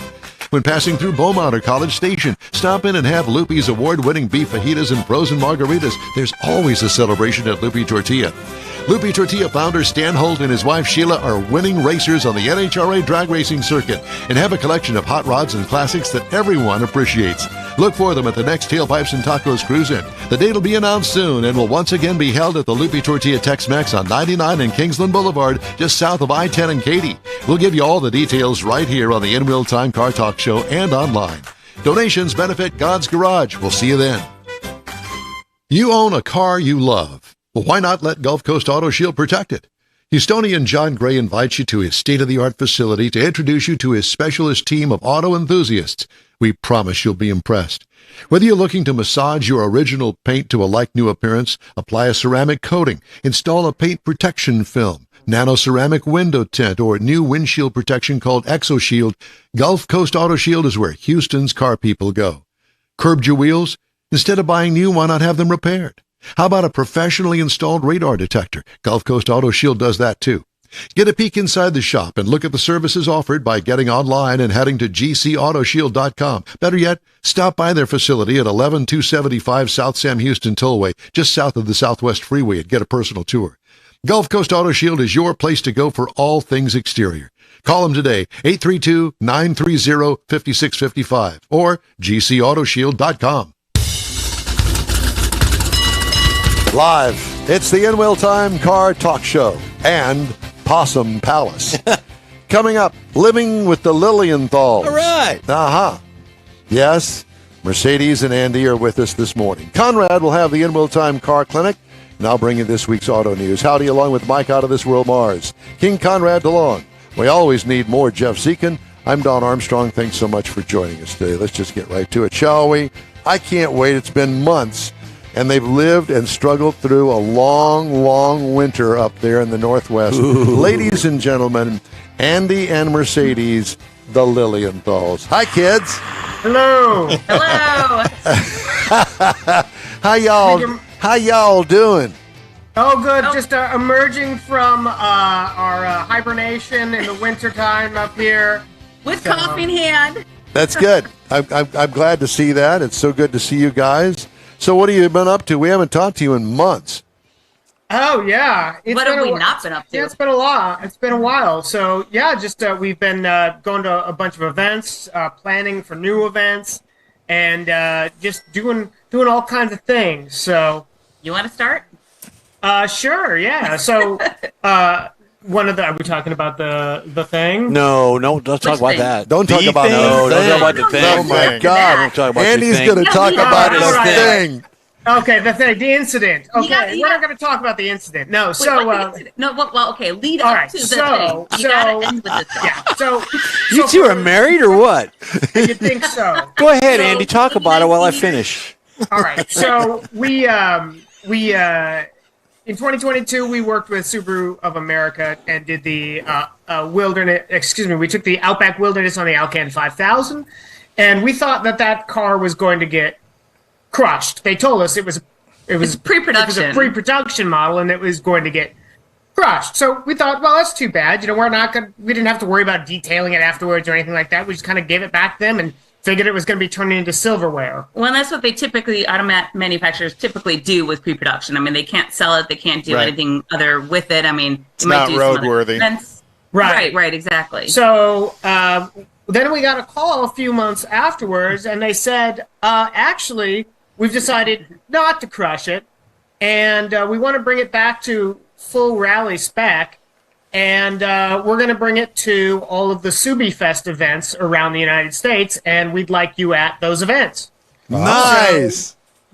So this summer, starting next weekend, we're actually going to be flying around the country to the different SubiFest events, starting with the Big Wicked Meet in Connecticut. Yep. And then going to be alongside other Subaru Motorsports drivers such as Bucky Lasik, and we're going to be talking about the Alcan 5000 in the Subaru. So, and we get to see our girl again. We're so excited. They brought it back just like we had it. Put all the lights back on it from Light Force, the light bar from Rally Innovations, all the things. Yep. The Max Tracks, etc. And it'll that'll be a thing all summer long. So we're excited to do that. Does it have a worn winch on it? It doesn't. It does have a Factor 55 hitch link, but yeah, we don't have a winch on that one. But we're excited to do that amongst a whole bunch of other things this summer. Yeah, we've been secretly working on that project with Subaru over the winter, and it's been like, we really want to share it. We really want to share it. And we just got the okay, literally, to share it. And you guys for In Wheel Time are the first an exclusive. to know about it. So you literally have the exclusive. We haven't even broadcasted out to the rest of the world. So we're super excited. And I think that there are 7 SubiFests total all throughout the nation. And Andy and I are able to go to about 5? I think about 5 or 6 of them. And so, they're in Connecticut, they're in Pennsylvania, Texas. There's actually one in Oregon where we live in Portland at PIR, Florida International Raceway. Yeah, there's one in Daytona. I can't do that one, but he's going to go. That's going to be in early October. So where's the one in Texas? When is the one? When or where? Both. Where? And Grand Wayne. Prairie. Let me look. That'd probably be about right. Dallas, Fort Worth Yep. suburbs. I think that is August, or Yeah, is that? I hear it'll be nice and cool. Yeah. that's exactly. Count on it. Yeah, be sure and bring that hoodie you're wearing. You're Yeah. going to need it. Bring a fan and a cool suit, because it'll be 100 degrees and 90% humidity. Oh yeah. Yeah, I'm gonna. Yeah. If you had hair, it'd go frizzy. Hey. Oh, This is this will be true. like this. Yeah, it'll be like right here. But yeah, so it's at the one in Texas will be September 10th. That is at the Lone Star Park in Grand Prairie. That might not be too bad, but it's still going to be hot. Well, Yeah. Oh yeah. That's yeah. okay. We're expecting tank tops and flip flops. So, but we're super stoked. So that's kind of the big news that Andy let out of the bag a little bit early. Yeah. Very good, though. That's great. thank you for using us in that regard. Yeah. Oh, you're welcome. I want to know about the Lilienthal fleet of oddball cars. Oh, yeah. So we just got back from Overland Expo West in Flagstaff, Arizona last week. We had our 94 Mitsubishi Delica Space Gear van in the show, in the Warren booth, Warren Fact 55 booth. So that was cool. And that vehicle is in great shape. I am replacing a radiator currently in our 92 Mitsubishi Pajero. I was having a little bit of overheating issues. We sort of invaded Easter Jeep Safari in our Mitsubishi Pajero, and it was fine for over 1,000 miles driving there. And then day one on the trails was great, and the second we got back on the highway, started to get warm, like hot. And so I brought an extra thermostat with me. It's actually a readily available thermostat. Any 2.4 liter Mitsubishi engine uses it. I swapped that out in the parking lot. That didn't make a difference. Lower radiator hose wasn't getting warm at all. It was ambiently cold to the touch. So I thought, yeah, that radiator's probably not flowing real well. So I just had it pulled and flow tested because it's a brass copper radiator that can be recorded and all that stuff. Wait a second. You pulled the radiator and then had it flow tested. Yes. You got to give yourself the props of That's actually true. pulling the radiator. I will say Mercedes was very good at beer delivery. So The important things in life. Everybody I was contributes. going to say, I had to keep him like full of liquid, even though he was draining everything and getting the vehicle prepped. Did you do liquid courage. Did you do something on YouTube with the one that you were just at that event? I think I saw something with you on YouTube. You're talking about a winch on the front of it. I'm not sure. Yeah. I did see so that. I did a video for the Warren Industries. Right, I did see that YouTube video, channel, which is a video on steel versus synthetic rope, which is one of the number one asked questions about winches is which do you want? Steel rope is very durable. Synthetic rope is lightweight, easy to handle, but is a more abrasion prone, doesn't store the potential energy that steel does.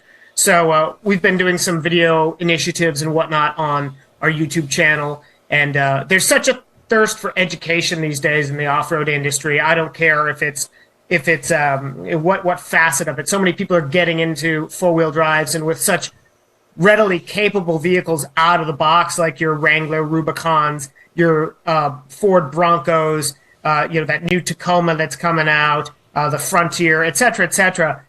People want that, but they don't necessarily know all the ins and outs yet, right? We all learn at some point. Right, So we've been producing some videos on off-roading and winching and vehicle recovery. Did you get a chance to see the interview before yours with the car generator? I did not. No, we were too busy brewing coffee. Well, just knowing, It's just early knowing there. your Trek lifestyle, that'd be something kind of cool as well, because you can get a 1,500 watt generator that runs off the alternator in your car. Oh wow! So kind of a good tie-in. And the guy says they use it for their cappuccino machine. Yeah. Well, there you go. Very good. There you go. Yeah, we have 101 ways to make coffee while traveling. So. I was going to say, I think didn't the GMC team, which is also a local Portland, Oregon journalist team, in 2020, they had a Sierra Denali T4, and they brought their cappuccino machine, and they actually were making during the Alcan 5000 rally in the winter. They were making coffee on the run At the Arctic Circle. At the Arctic Circle. I mean, not showing off or anything, but you know. Yeah, right. Yeah. So you guys stayed close to them then, huh? Yeah, oh. I never even got anything. Well, they wouldn't do decaf. I unfortunately have to have decaf in my system. But, Apparently. This is all decaf energy here, right here. So, but yeah. So what else is in your future plans as far as some of the rallies go? Yeah. So early June, we have the Northwest Overland Rally in Plain, Washington, which is a couple hours outside of Seattle. That's I think I can speak for Mercedes in saying one of our favorite events of the year. And it's just a super event. Super. What fun. makes it your favorite? The people. It's probably 2,000 to 3,000 people. So it's small. It's intimate. Everybody there is just really chill. There's a great bonfire and raffle. I mean, there's tons of people that come. And just tons of raffle items and great raffle items. And we give away a winch at the raffle. Sets of tires, rooftop tents. It's just like, holy cow, there's like really good, things that are given away.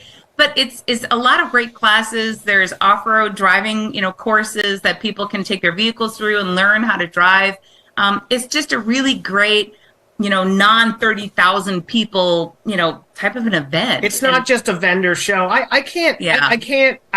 not really sure why, but I've met more people at that show that I've maintained real legitimate friendships with all throughout the world forever. I've been to every single one of these starting in 2010. And it's just a super good event. And you have enough time to actually talk to people. So what vehicle do you bring? We're going to bring our Delica for this one. Yeah. Do you have a rooftop tent for the Delica? No. We don't have a rooftop tent for the Delica, but we actually do have a Czech Republic-based company called Egua. Has got an interior, really nifty floating interior camping setup, which we have in it. So they just branched into the U.S. a couple years ago, and it's still a fairly unknown company here in the United States. And so it's kind of like a folding out bed setup, and it's a box in the back that you don't have to drill into your floor for. You basically strap it down using your existing anchor points. And it's got a camper like stove setup. It's got an actual functioning little refrigerator that you can use if you wanted to buy the refrigerator setup, and a sink as well that you can use. So it's self-contained. And the best thing is you can take those modules out and lift it out when you don't need it. And for Andy and me, we use our van so much to haul stuff like bumpers, booths, So we have to have things in a convertible fashion. So for us, we're just going to sleep in the van. Yeah, it's a very comfortable setup. It's got everything we need. Yep. So we'll be taking that. Now we actually do have a rooftop tent. It's on a little trailer. We have a CVT a little tent. CVT tent on this trailer from a company called Dinoot, Dinoot. They're out of Salem, Oregon, and he makes these fiberglass sided off-road trailers, and they're super because they don't weigh anything. And so we have a rooftop tent on that. I took that little trailer. We've lifted it, put some 31-inch tires on it, and I took that on the four-wheeler Overland Adventure in October. And I'll tell you what, that was more difficult than I expected. And that little trailer, I thought for sure was going to tip over a few times. And it went right where it was towed, and it was fantastic. So it's a great little product. So we can always hook that up behind the van or any of our other vehicles. Even our Subaru can pull that little trailer. I can move the trailer around by myself if I needed to. Very low tongue weight, all that stuff. And what was the name of that again? Dinoot, Dinoot. Cool. And the name of the camping setup, the interior camping setup, is called Egua. Is the name of the company. It's EGOE. And the name of the actual product is called the Nest Box, NESTBOX. It's all one word. And the interesting name, that model name for us, because it's the most ruggedized off-road version, is called the Super Tramp, also one word. So it's the Nest they Box should have called it the Super Lilienthal. Right. So we may be, I don't know how many other people in the U.S. are actually using them. I know that there are people that have bought them. We're testing them out. So we've written a couple of articles on them, like Tread Magazine, and I think Expedition Portal we've done one for. So we do have a couple of our reviews out there. If you were to type our name in and type in Egua too, you could read about them. They're fairly extensive. So we wrote about what we like, what we think could be improved, because there's always room for improvement, and costs, et cetera, et cetera. You know, in racing, they always have stickers that go on the side of cars, and most of the time it's either some sort of a trade for the sticker on the car in light of, you promoting their product or whatever the case may be. I'm thinking the In-Wheel Time Car Talk Show needs to have a sticker. We'll send it to you, and you can put it on the Delica and any other kind of contraption that you guys are testing. Absolutely. And we'll continue to promote the Lilienthal living lifestyle. Send us some stickers. I like the alliteration. Thank the you. Lilienthal living lifestyle. I like that. That's. Thank you. I think that's a good headliner. It is the Lilienthal lifestyle, living with the Lilienthals. I love it. Yeah, there you go. There That's you go. right. Nice We're kind of like your disjointed other family down here in Texas. Yeah, we're Uncle Frank that you hate to see coming through the front door. We're the cousins in the basement. Cousin Eddie. You're our other Texan friends. We have a couple of Texan friends that are off-roading buddies of ours. They live in Round Rock area, and they're just great friends of ours. I'll bet you they don't have a white belt and white patent leather shoes like I do. Or the red pumps Don has. That's another lifestyle altogether for another day. There you go. Well, next episode. Yeah, exactly. Okay, so did you get the radiator fixed? Well, the radiator is at the shop getting a recore right now. I ordered a couple of radiator hoses. So this is one of these weird car things where I can't just get these radiator hoses anywhere locally. So I had to order them. There's a great website called Partsouq, S-O-U-Q. And so you put in the chassis or VIN code, VIN number, and it spits out exploded view diagrams. Mm-hmm. And so I ordered the radiator hoses. You have to pay quite a bit of shipping because it comes from overseas, but I don't know how it happens, but these things came from the UAE in 5 days. I can't send my mom a postcard in Wisconsin in 5 days. So it's pretty amazing. So got the new radiator hoses. The radiator should be done in a couple weeks, and we'll have that guy back on the road here as soon as I can get that radiator. Did you get the radiator done locally? Yeah, there's one radiator shop left in Portland. I was going to say it's a disappearing breed of business for an assortment of reasons. One of the reasons are it's kind of a environmental nightmare. Exactly, EPA stuff. Well, not only that, the way they make them, like he was talking about, that one's metal and brass, and a lot of them are now that plastic. And they you just replace it. The guys I know that were in the business, that's all they do now is you need radiator fixed, here's a new one. Yep. Yeah, well, right. Exactly. And that's the reason why we decided. I mean, Andy did. I shouldn't say me at all, but Andy did a lot of research and talked to a lot of other Mitsubishi owners and talked about, well, should I replace it? I mean, you could buy 3 for the price of what he's doing for the one that we have, but it's not OE. Yeah, it's 3 cheap plastic ones imported from the UK that are almost as much as it's getting close to just a recore anyway. Right, which we don't 100% know if they're really going to fit. So, and it's not like a small package you could just ship back either. So, what was the shipping quote? Was the price of the radiator? Yeah, they priced, it was actually, the shipping was more than the radiator itself. And then they emailed me saying that because it's such a big product, that it was going to be more expensive than what they quoted. And then I thought, you know what? No. If I get this thing from the UK and it doesn't fit, I've now got a $350 piece of wall art. Exactly. That looks like a radiator. Or pay shipping back, or then we're, and so we thought, no, just fix it. It's kind of like if you have something good, you maintain it, you fix it, it's, do it right. Buy once, cry once. Right. And so we're just paying the money. We're going to keep the what's good in it and fix it. So because we're wrapping things up here, I wanted to kind of change the subject. And what kind of coffee do you guys drink? The black kind. That's great. For me, unfortunately, it has to be decaf because my body hates caffeine nowadays. It's been years and years since I've had caffeine, but I love coffee, just plain black coffee for me. I drink what medium all kinds. roast. We get local stuff. We get stuff that's not local. But do you do Keurig or do you do fresh ground?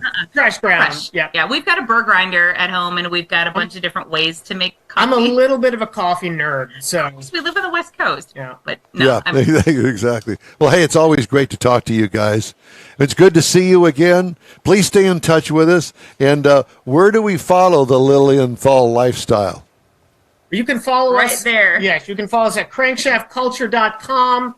Crankshaft Culture on Facebook, on Instagram, sometimes on Twitter at Crankshaft Cult, but and on YouTube at Crankshaft Culture. We love you. We love you both. Thank you so much for joining us again. Let's talk again soon, and let's get caught up as the summer ends, shall we? We'll do it over coffee. Sounds good, guys. Yeah, Thanks for having us on. Thanks for having us. You bet. Talk to you later. Andy and Mercedes Lilienthal, and that would be Crankshaft Culture. What a hoot. They're always fun to talk to. Time now for Conrad's Car Clinic here on the In-Wheel Time Car Talk Show. Well, we're talking about crankshafts. I'm going to talk about connecting rods. You know that last week we talked about pistons. So the connecting rod connects the piston to the crankshaft. And over time, how connecting rods have evolved. You know, originally connecting rods were pretty much a cast iron piece with the small eyelets, what attaches to the piston, and that has to be able to rotate. And then the bottom, the large eyelet, which bolts together, that's what attaches to the journal on the crankshaft. And relatively unchanged for quite a while.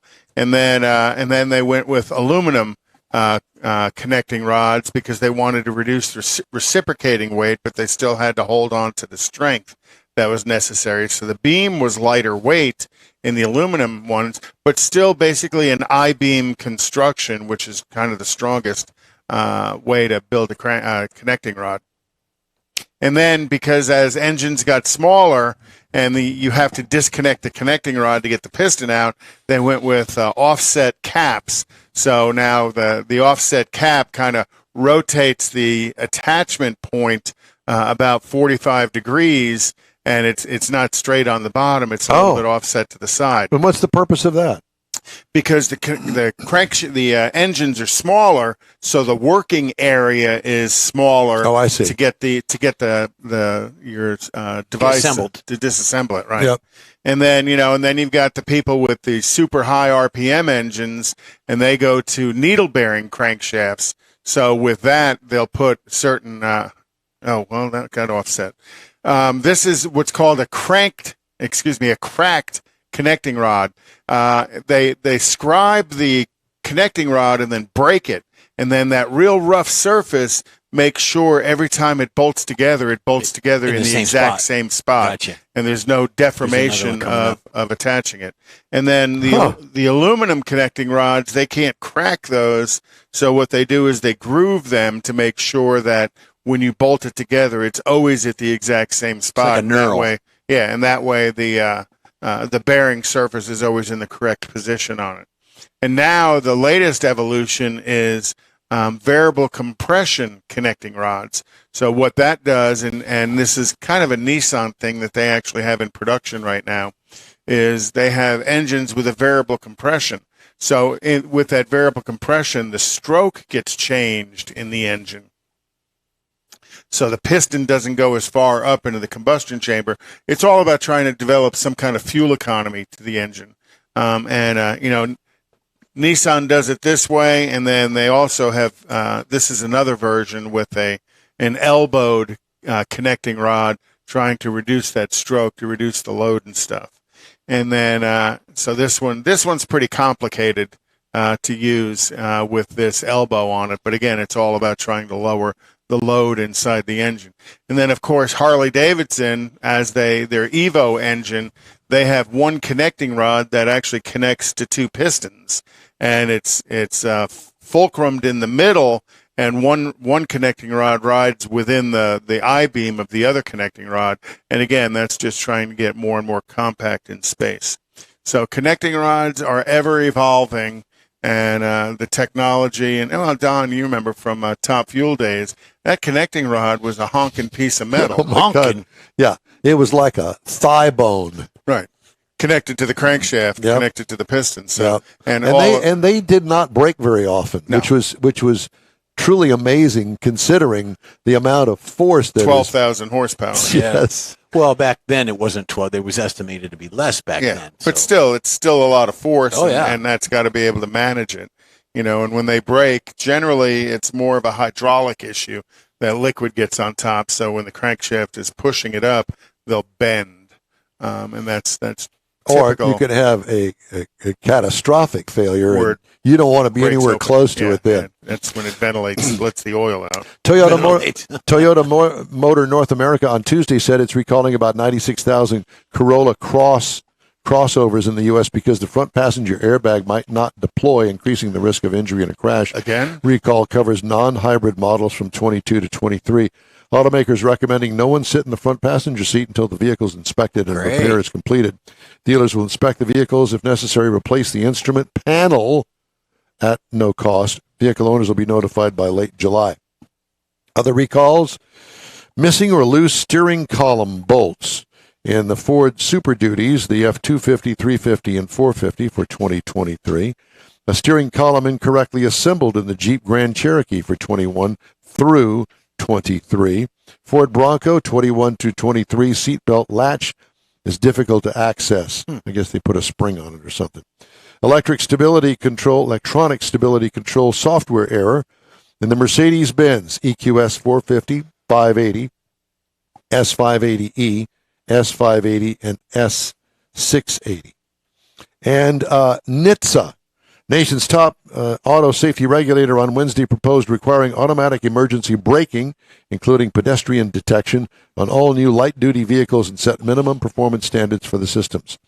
If the proposal is adopted, nearly all U.S. passenger cars and light trucks with a gross vehicle weight rating of up to 10,000 pounds would be required to have the crash avoidance technology 3 years after the rule is finalized.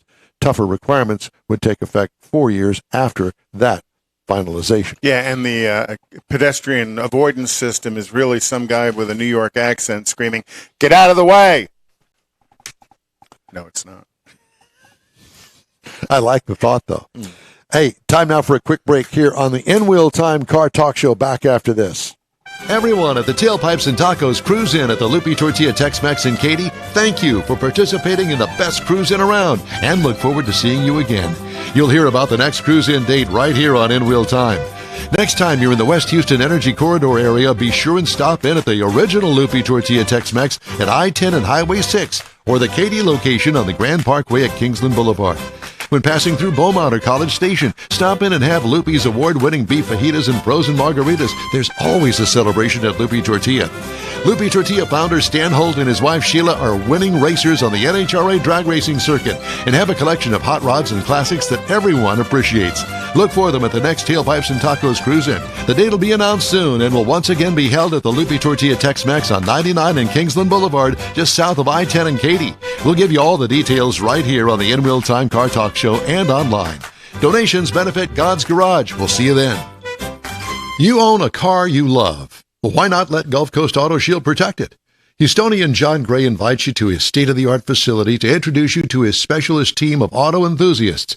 We promise you'll be impressed. Whether you're looking to massage your original paint to a like-new appearance, apply a ceramic coating, install a paint protection film, nano-ceramic window tint, or new windshield protection called ExoShield, Gulf Coast Auto Shield is where Houston's car people go. Curbed your wheels? Instead of buying new, why not have them repaired? How about a professionally installed radar detector? Gulf Coast Auto Shield does that too. Get a peek inside the shop and look at the services offered by getting online and heading to gcautoshield.com. Better yet, stop by their facility at 11275 South Sam Houston Tollway, just south of the Southwest Freeway, and get a personal tour. Gulf Coast Auto Shield is your place to go for all things exterior. Call them today, 832-930-5655 or gcautoshield.com. The award-winning In Real Time Car Talk Show is available on the most popular podcast channels out there in 30-minute episodes. We realize our 3-hour live show can be difficult to catch in its entirety, so now you can listen every day to a convenient, fresh 30-minute episode. Check us out on Apple Podcasts, Spotify, Google Podcasts, Amazon Music, and Audible, along with a dozen more. In Real Time has the most informative automotive guest interviews and new car reviews, along with popular features including Conrad's Car Clinic and This Week in Auto History, along with automotive news headlines. Our live broadcast airs every Saturday, 8 to 11 Central on InRealTime.com, the iHeart app, and on YouTube. Be sure to say hello when we're broadcasting from the Tailpipes and Tacos Cruise In, Autorama, and the Houston Auto Show, among others. Now, it's easier than ever to hear about all things automotive all week long. You're invited to join fellow car enthusiasts in becoming part of the ever-growing In Wheel Time Car Talk family. Don't forget those 30-minute podcast episodes on your favorite podcast channel.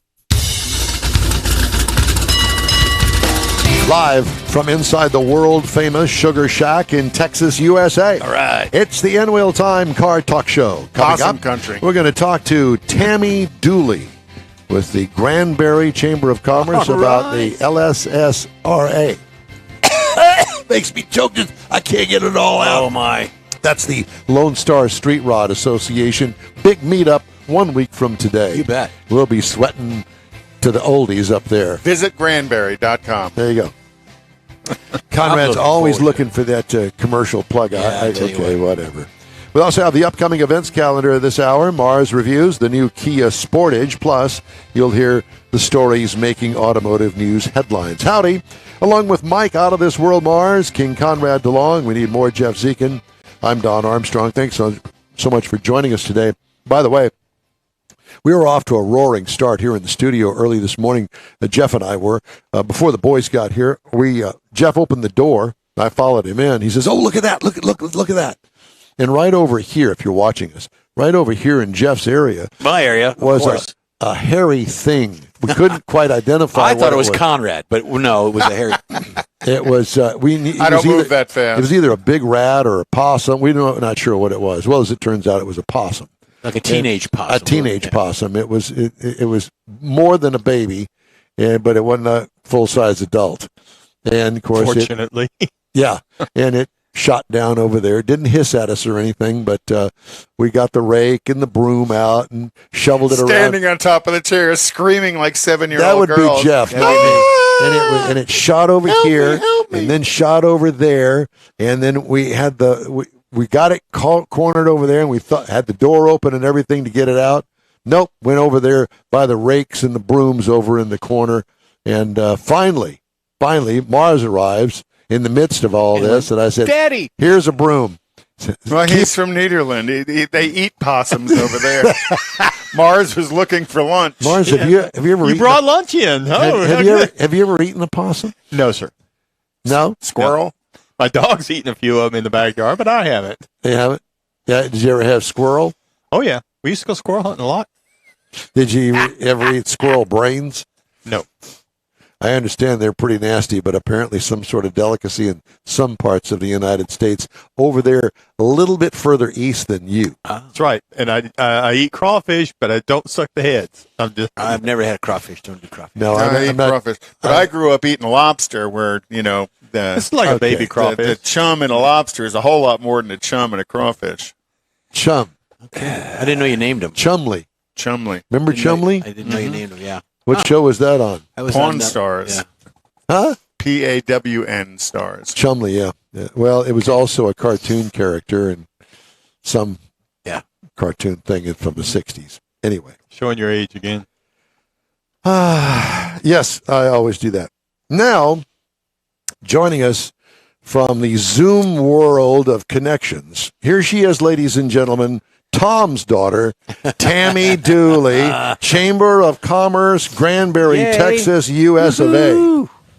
Well, you know I love you guys, and we are great partners with the Chamber, but we're the Convention and Visitors Bureau, Visit Granbury. So even though I love our director of the Chamber, I'm with the Tourism Department, so I want to make sure I don't steal their thunder. You are their thunder. You're everybody's thunder, and we appreciate that. And how's your husband? He is doing great. I told him today he has to be Tom in your honor, and he gets a kick out of that. But yeah, he's Mike, but he's been called Tom his whole life.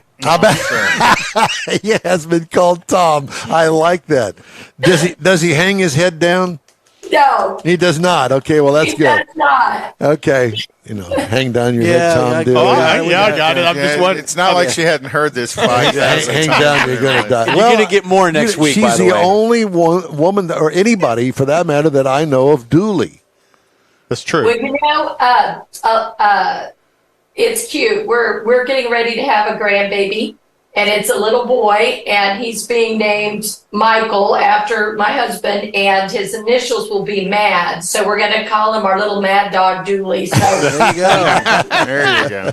Well, at least just don't put any numerical nomenclature in there like 2020. Right. Yeah, exactly. Tammy, we got a big event coming up next weekend. We do, and we are ready. This is probably one of our biggest showcase events of the year. We love Lone Star Street Rod Association. It's so great because when they arrive into town, they have such a presence. And, all these great cars start coming. We're at Hewlett Park for 2.5, 3 days. And it's just a family-friendly event, and people come from all over. They love Granbury. I'm not exactly sure what year it is, maybe 7 years here, but it's their 48th annual street run. It's an awesome event. Well, we were first exposed to it a year ago, and we were taken aback, shall we say? Very impressed. Yeah, very impressed. Not only with the event itself, but with Granbury. What a great town to have this in. And I personally, I don't have any skin in the game here. I will tell you that the Street Rod Association is lucky to have such a wonderful little venue as Granbury. Exactly. Well, thank you. And thank you for being here last year. It was really neat having you here and experiencing this. And we do a lot of different car shows, but Lone Star, of course, is our favorite and largest.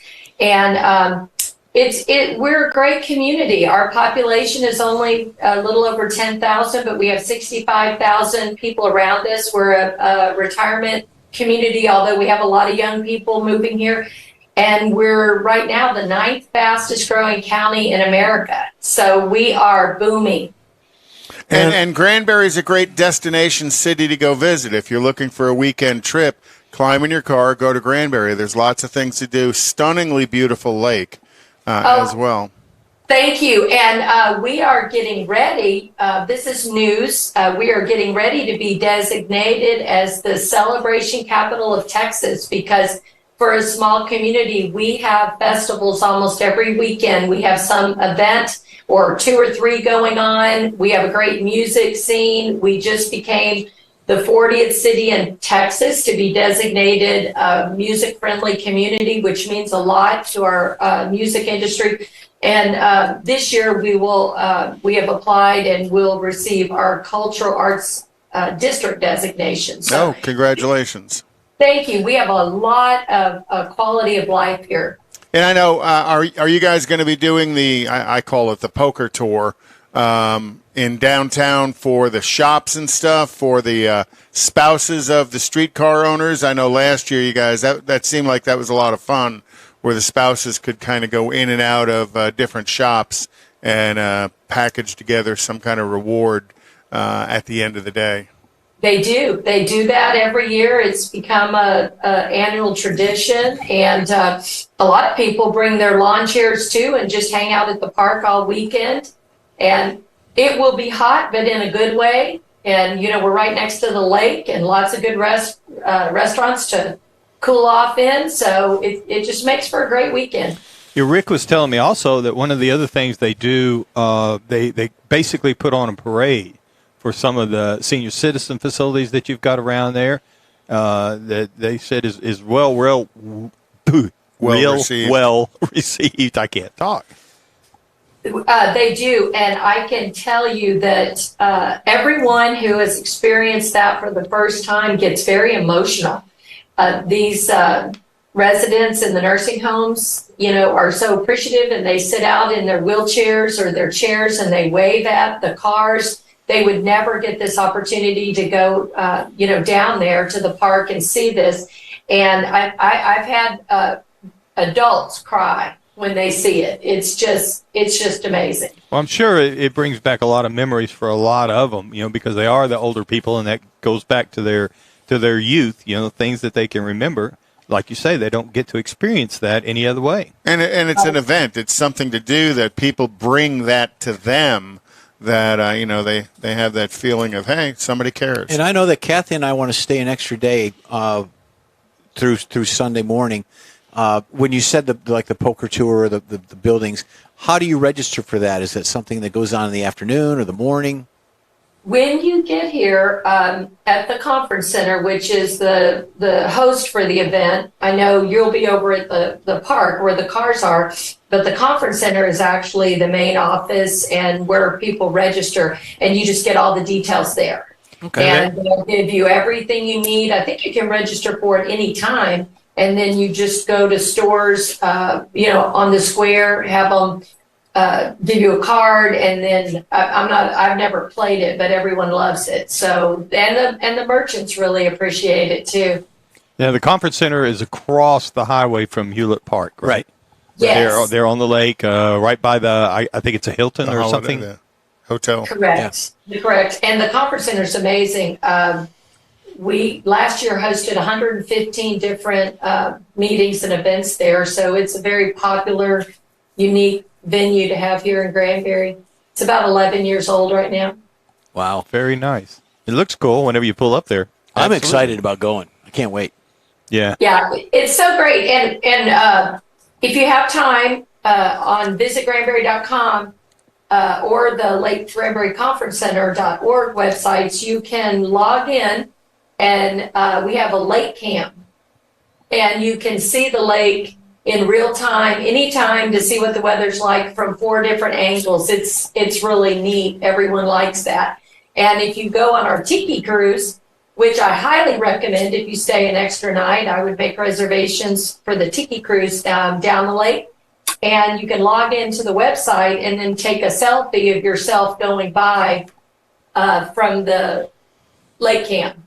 Tiki Cruise. Yeah. And Conrad, you can wear those Bermuda shorts that you're going to bring. And that straw hat. I was going to wear the grass skirt. That'd be perfect. I think that's exactly what you need to wear. That'd be more like a lawn skirt. With I was thinking like a bale. And the coconuts. Oh, my gosh. Well, are you going to be me off the cruise? You need to throw me off. check that out. We have to go and set up at 6 a.m. Next Saturday morning. You going to be there with the welcoming committee? You bet. I'm sure that I'll be down there visiting with you at some point. Just tell me when. Well, like I said, 6 a.m. Yeah, that probably won't happen. There'll be another fishing tournament or something you'll have to go to, yeah. Hey, so what do we do for food around there during the event? Now, the event, I think it opens at 10, is it? 9 or 10? Yeah. So what are we going to do for food? I mean, is there food around there? Oh, my gosh. There's so much, so many selections. And, I mean, I recommend, if you can get away at all, to come to some of the mini restaurants on the square, but also right across the street from right next to the conference center is the Mesquite Pit, and they're famous for their margaritas and their brisket and all that. That's all she had to say. Yeah, she had me a margarita. And you can go to visitgranbury.com and click on the foodie trail, and there's a whole list of restaurants and stuff on the foodie trail. Oh, yeah, you find that now. Where was that last year? I'm looking at it now.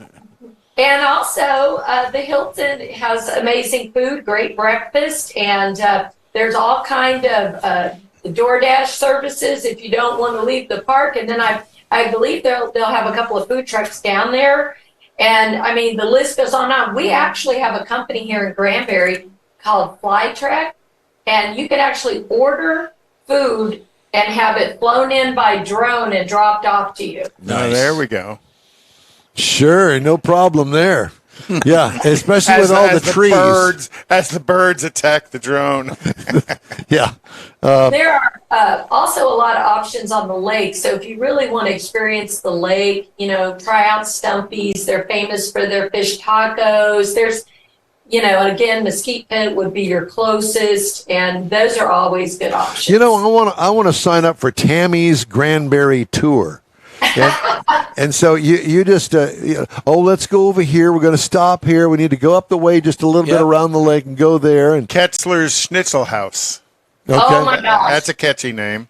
Ketzler's is one of our favorite, and the owners are amazing people. Best German food you'll ever eat. Great bar, great atmosphere. I mean, we really have it going on here. So many people come, they think they'll stay one day, and they always extend their stay. And, then they'll come back on another trip because they want to maybe take in the history.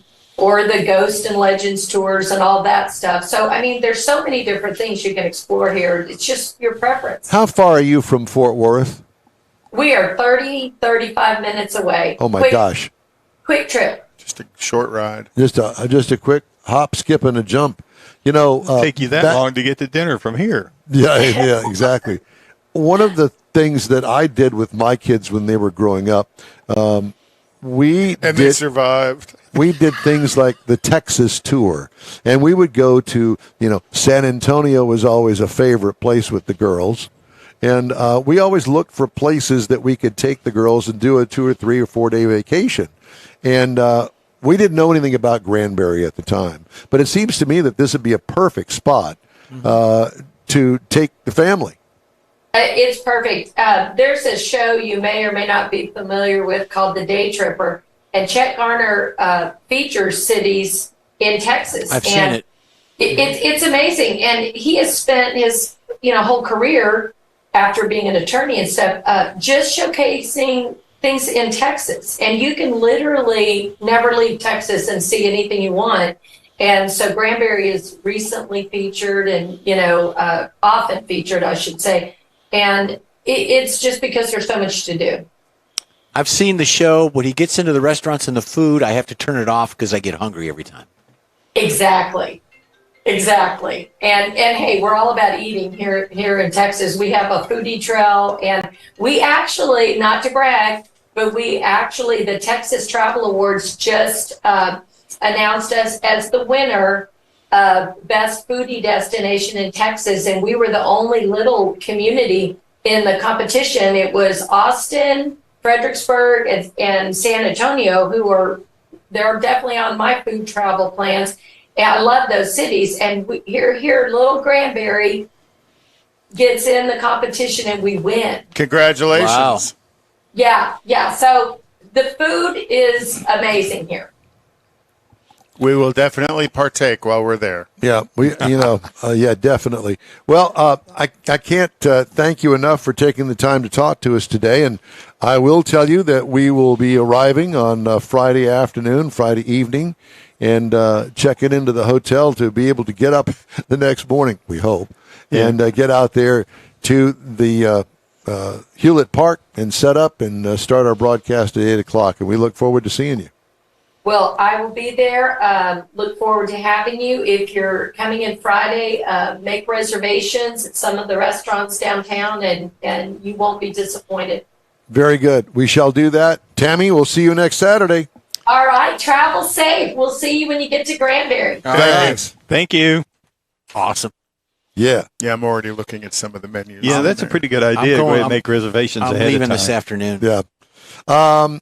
Time now for the events calendar, and we've got a big one coming up, which you just spent 15 minutes talking about, and that's our trip to Granbury next weekend for the Lone Star Street Rod Association. There you go. I can't wait. And if you're in the Dallas-Fort Worth area, it's definitely worth the trip.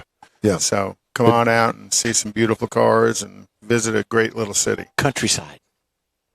So other stuff that's going on is tomorrow morning is Woodlands Cars and Coffee for a Cause off of Market Street at 6:30 a.m. to 10:30 a.m.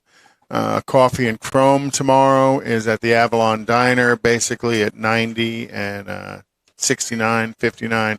What do you call it now? Freeway. Southwest Freeway? Yeah. And then June 11th is the HPD Twin Peaks meet in the Woodlands at the Twin Peaks restaurant in Shenandoah. Now, these aren't cruise-ins. These are events, These right? are events, yeah. Okay. And then June 24th is, again, the Lone Star Drift Round 3 at the Houston Police Academy. July 15th is the Texas Road to Revolution Cruise. Right. Going to gather up at the Black Bear Diner in Humble, Texas, and take a cruise through the woodlands of East Texas. That's it. Okay. Thank you. All right. Mr. Mars has been chomping at the bit, waiting impatiently down at the other end of the dais here. Absolutely. And he's got a review of the 2023 Kia Sportage. I had seen this vehicle out on the road a couple of times, and my wife drives the Sonata, so we've got some connections there to the Kia. And I was really looking forward to driving this vehicle. 2023 Kia Sportage It actually comes in 7 different trim levels. We were driving the SX Prestige all-wheel drive hybrid. Now, this is it's not mid-range, a little bit closer to the upper end level, but it's one of the more equipped trim levels, if you will. Now, it was completely redesigned for 2023, and so now this is the 5th generation. And it is a compact crossover, and I was very happy to see they didn't try and cram a third-row seat into this thing. Makes for a nice space in the back to have plenty of places to put your cargo and thing. You can get a front-wheel drive on the base trim level, the LX only. Everything else is going to be all-wheel drive for this particular model. So we had the Shadow Motte Gray paint. Now this is the flat gray paint. So what's it called? It says Shadow Motte Gray. Motte. M-O-T-T. Oh, excuse me, Matt. I can't read my own writing. Oh my God! Well, what the hell is Motte paint? Okay, so let me make Tune an A in next right week. here. Yeah, tune in next week. That's an A. Shadow Matte Gray. Shut up. And and it had the black handles. Had All I the blacked could think out. of was Motte applesauce. I was thinking the same thing. So it's a kind of rough paint. Yeah, Kinda like yeah. orange peel, like a Corvette. It's about like this conversation's going here in my car review. And I want to tell all the people that at Kia that are listening to this car review, it's his fault. He did it, and we're not. And it is his we're not writing. nothing to do with it. And he's also going to be doing the editing on this car review. Cut. So it has the LED lighting package, including the projector headlights, fog lights, etc. And it does have the hybrid powertrain. So this is all part of that package that comes with it. It had a panoramic sunroof, roof rails, had a rear spoiler on it, had a hands-free liftgate. Now, we had the optional 18-inch dark alloy wheels, which is part of the SX Prestige package that goes with it. And you put that with the matte paint and the dark and the blacked out handles and stuff. And it's really kind of striking that it's it's almost like a little bit of chrome because it's a gloss. Looks like the interior to me. Well, it is. So We started with I got ahead. We got sidetracked. It took a little time. It didn't stay synced up with the video. So you get to the interior that we now have on the screen here. I'm rolling it. And he's rolling. So we have, of course, it's got the bucket seats up front. It's heated and ventilated front seats. We've got a reclining 60/40 rear seat that does also fold down. So again, there's part of your cargo and space in this thing. Has a 12.3-inch instrument screen and a 12.3-inch display for all your convenience controls. So it's like a big, large, both of them are curved just slightly, so it makes it look almost like it's one continuous screen. And it's got the Harman Kardon premium audio in it, so technology. It's got lots of good stuff there, wireless chargers, front and rear USBs, Apple and Android, of course. So it's got all the technology that you're looking for the family on the trip. Now, up under the hood, 1.6-liter turbo hybrid setup. Now, it's equivalent to 227 horsepower. Now, it's backed by a 6-speed automatic transmission. Now, you get this vehicle, you can probably get a Sportage. If you properly get it equipped, you can tow up to 2,500 pounds with this vehicle. Now, the EPA says you should be looking for 38 miles equivalent in the city, 38 on the highway, and 38 combined because of the hybrid nature of this vehicle. Now, I got 30.2 across 369.3 miles. And I kind of questioned that as to the computer, but I looked at how many miles I put out on the highway, so I didn't really get to take advantage that much of the hybrid. I will tell you that when I did crank it up in the morning and get ready to use it, it was nice to have it nice and quiet on the electric power before it kicked into Sneaking away from Becky? Well, it's the neighbors and everybody else.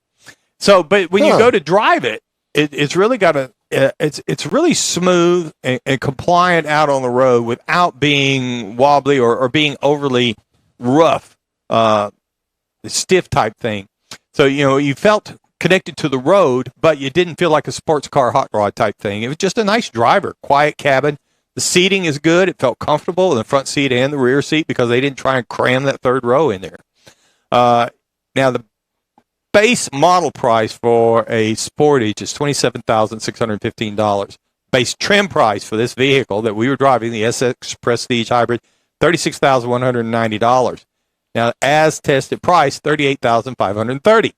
Now, it's a very super competitive segment whenever you get into that compact crossover, or SUV, I guess they're calling them all now. The Honda CR-V starts at $28,410. The Nissan Rogue starts at $27,300. And the Toyota RAV4 It's at $28,275. So they're all right there in that $28,000 category in that level. However, should note, Kia does come with a 10-year, 100,000-mile powertrain warranty on their vehicles.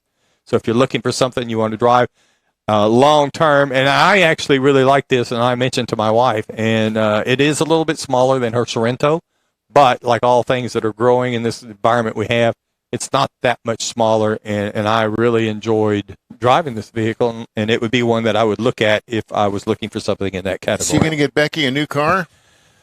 Newer car? No. You'll be on the couch again. You got to get off of it. You got to get off of it first. Well, Mr. Mars, sir, I still can't get over the Mott paint job. God, I'm not sure where that came from. Well, you're writing. Yeah, you did. Well, that's exactly what I wrote down. I'm telling you, Mott paint job. Mott the Hoople. Mott the Hoople and Mott's applesauce. Yeah. I did want to go back just for a moment. We were talking to Tammy Dooley with the Convention and Visitors Bureau up there in Granbury. I did not realize that Jesse James is buried there. Did you know that? Oh. I did not know that. The outlaw. Uh-huh. Jesse James died August 15th, 1951. I'll be darned. I remember it well. Where's Josie Wales? I don't know. The outlaw Josie Wales? He's in Missouri, I think. Is he? Well, see there, I pulled up the Day Tripper website. Yep. Yeah. And they've got a whole section here on Granbury. And it's very interesting because they talk about Historic Square, the Nutshell Bakery, Jesse James' grave, and the Granbury Cemetery, Acton State Historic Site, Elizabeth Crockett, the wife of Davy, the Eagle Mountain Farmhouse Cheese Factory. I mean, it's a lot of stuff they got going on. Oh, and here's Ketzler's Schnitzel House and Beer Garden. I was looking at that. That's where I want to go eat. Is it? I was thinking about we ought to see what's downtown around that square. You're going to see how many schnitzels you can eat? No, because they have red cabbage and sauerkraut. Oh, Lord. You're staying in your own damn room, I can tell you that. Sure. The N-Wheel Time Car Talk Show is available 24/7 through the iHeartRadio app. Just look for N-Wheel Time Car Talk. We also video stream on Facebook, YouTube, Twitch, and InWheelTime.com. 30-minute podcasts are at your fingertips on over a dozen of the most popular podcast outlets. The N-Wheel Time Car Talk Show continues right after this quick break. Everyone at the Tailpipes and Tacos Cruise In at the Lupi Tortilla Tex-Mex in Katy, thank you for participating in the best cruise in around and look forward to seeing you again. You'll hear about the next cruise in date right here on In-Wheel Time. Next time you're in the West Houston Energy Corridor area, be sure and stop in at the original Lupi Tortilla Tex-Mex at I-10 and Highway 6 or the Katy location on the Grand Parkway at Kingsland Boulevard. When passing through Beaumont or College Station, stop in and have Lupi's award-winning beef fajitas and frozen margaritas. There's always a celebration at Lupi Tortilla. Lupi Tortilla founder Stan Holt and his wife Sheila are winning racers on the NHRA drag racing circuit and have a collection of hot rods and classics that everyone appreciates. Look for them at the next Tailpipes and Tacos Cruise In. The date will be announced soon and will once again be held at the Lupi Tortilla Tex-Mex on 99 and Kingsland Boulevard, just south of I-10 and Katy. We'll give you all the details right here on the In-Wheel Time Car Talk Show and online. Donations benefit God's Garage. We'll see you then. You own a car you love. Well, why not let Gulf Coast Auto Shield protect it? Houstonian John Gray invites you to his state-of-the-art facility to introduce you to his specialist team of auto enthusiasts. We promise you'll be impressed. Whether you're looking to massage your original paint to a like-new appearance, apply a ceramic coating, install a paint protection film, nano-ceramic window tint, or new windshield protection called ExoShield, Gulf Coast Auto Shield is where Houston's car people go.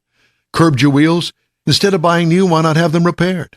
How about a professionally installed radar detector? Gulf Coast Auto Shield does that too. Get a peek inside the shop and look at the services offered by getting online and heading to gcautoshield.com. Better yet, stop by their facility at 11275 South Sam Houston Tollway, just south of the Southwest Freeway, and get a personal tour. Gulf Coast Auto Shield is your place to go for all things exterior. Call them today, 832-930-5655 or gcautoshield.com. The award-winning In-Wheel Time Car Talk Show is available on the most popular podcast channels out there in 30-minute episodes. We realize our 3-hour live show can be difficult to catch in its entirety, so now you can listen every day to a convenient, fresh 30-minute episode. Check us out on Apple Podcasts, Spotify, Google Podcasts, Amazon Music, and Audible, along with a dozen more. In Wheel Time has the most informative automotive guest interviews and new car reviews, along with popular features including Conrad's Car Clinic and This Week in Auto History, along with automotive news headlines. Our live broadcast airs every Saturday, 8 to 11 Central on InWheelTime.com, the iHeart app, and on YouTube. Be sure to say hello when we're broadcasting from the Tailpipes and Tacos Cruise-In, Autorama, and the Houston Auto Show, among others. Now, it's easier than ever to hear about all things automotive all week long. You're invited to join fellow car enthusiasts in becoming part of the ever-growing In Wheel Time Car Talk family. Don't forget those 30-minute podcast episodes on your favorite podcast channel. From the Possum Studios in Texas, USA, it's the In Wheel Time Car Talk Show. Coming up, John Saltonstall and a book about the famous Jackie Ickx. Later, look at the stories making automotive news headlines this week. Howdy, along with Mike Out of This World Mars, King Conrad DeLong. We always need more Jeff Zekin. I'm Don Armstrong. Thanks so much for joining us. And we're going to get right to our first guest here.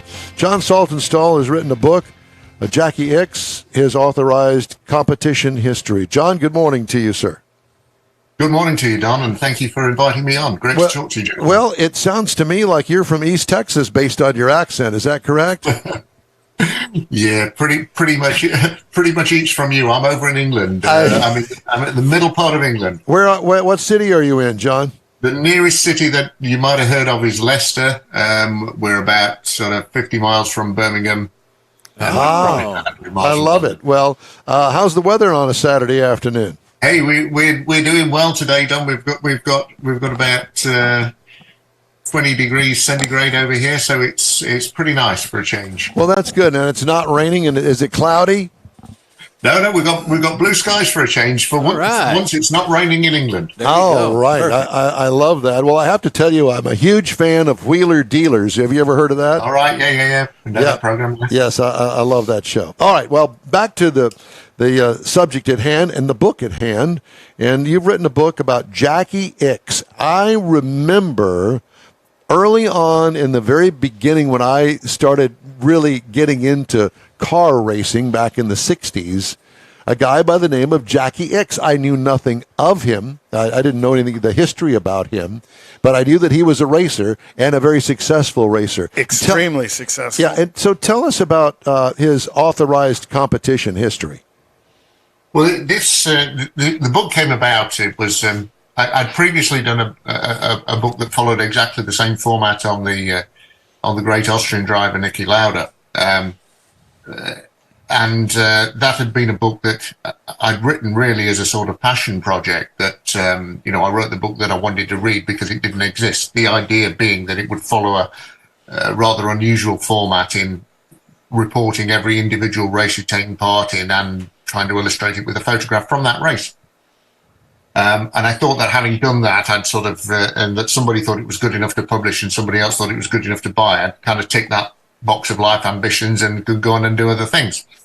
But I was very fortunate that it was quite well received by the critics, and it got some very nice reviews. And the publishers asked me if I would look at doing another one, and it had to be somebody whose career was eclectic and fascinating and highly varied, and also was probably not really engaged in doing it, because that's what would make it interesting. And for Jackie had fascinated from a long time, and he's also the favorite driver of the editorial director of my publisher, so that was kind of a meeting of minds. But for 30 odd years, Jackie's refused to get involved in an autobiography or a biography, really, because unusually for an elite athlete, he doesn't like talking about his own achievements. Is that just a personal thing with him, or is there a reason for it? I'm sure you had to interview him for the book. He's got a very well-developed sense of his own importance in the world.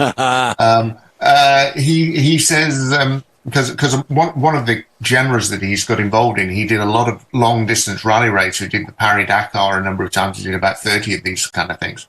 And he said, when you've spent 24 hours driving across the Tenerife Desert and you don't see another human being, or you drive into an African village where the people have nothing but would still give you everything they have. It kind of reminds you how unimportant you are. So he's quite interesting, because if you start talking to him about himself, after about 30 seconds, you realize he's talking about somebody else. You know, he's talking about the people who made it possible. Excuse me. Well, and he's been in racing. You know, he was very much. You know, my view of Jackie Ickx was always as a sports car driver, but he was pretty well rounded because he also did a lot of open wheel stuff. You know, he had a decent Formula One period of time as well, but raced with some of the greats, even, you know, Derek Bell, Hurley Haywood and stuff, you know, some of those ultimate race car drivers that those who follow racing, those names ring true, and Ickx is another one of those names that'll ring true with somebody who's well-rounded in racing and has been at the pinnacle of racing. What did he have, six or seven Le Mans wins? Six Le Mans wins. So until Tom Christensen, he was the winningest guy at Le Mans until Christensen eclipsed his record in the noughties. And you're right, as you know, his career as a sports car driver is almost unrivaled. His overall win tally stands up with anybody's. A lot of success with Mario, of course. That certainly in the 1972 season, he had a hugely successful sports car season, sharing the works Ferrari 312Ps with Mario Andretti. But you're right, his career in single seaters was highly successful. He was twice runner-up in the Formula One World Championship. He was the European Formula 2 champion. He actually started his career as a trials rider, riding motorcycles. And in fact, one of the guys who he beat twice to the Belgian national championship was Roger de Coster, who obviously is a recent. He retired at the same time as Jackie did as a multiple motocross world champion, and spent a lot of time in the States. But hugely eclectic career. A lot of time in touring cars as well. Did a lot of hill climbs. Raced in the States in the at places like Marlborough. In touring cars as well, but obviously a multiple winner at Sebring and at Daytona, as well as being a multiple Le Mans winner. And the era of racing that I truly fell in love with, which was the Can-Am series, I saw he had quite a bit of success in that. Did he, when in your conversations with him, were there any cars that were more memorable to him that meant something different? Well, it's interesting you mentioned the Can-Am era, because obviously his era of Can-Am was 1979, the sort of rebirth of it with the rebodied Formula 5000 cars. So he was driving for Carl Haas's team with the T332 Lolas that had got the Chaparral prepared engines in them. And he loved driving those cars because he'd come out of, he'd had a couple of barren years in Formula One. And he spent some of 1979 unintentionally. He was drafted in to replace a French guy called Patrick Depailler, who had a hang gliding accident. So Patrick was out of racing. Jackie was drafted in to drive the Ligier Formula One cars. But this was in the ground effects era, and the cars were very hard suspended.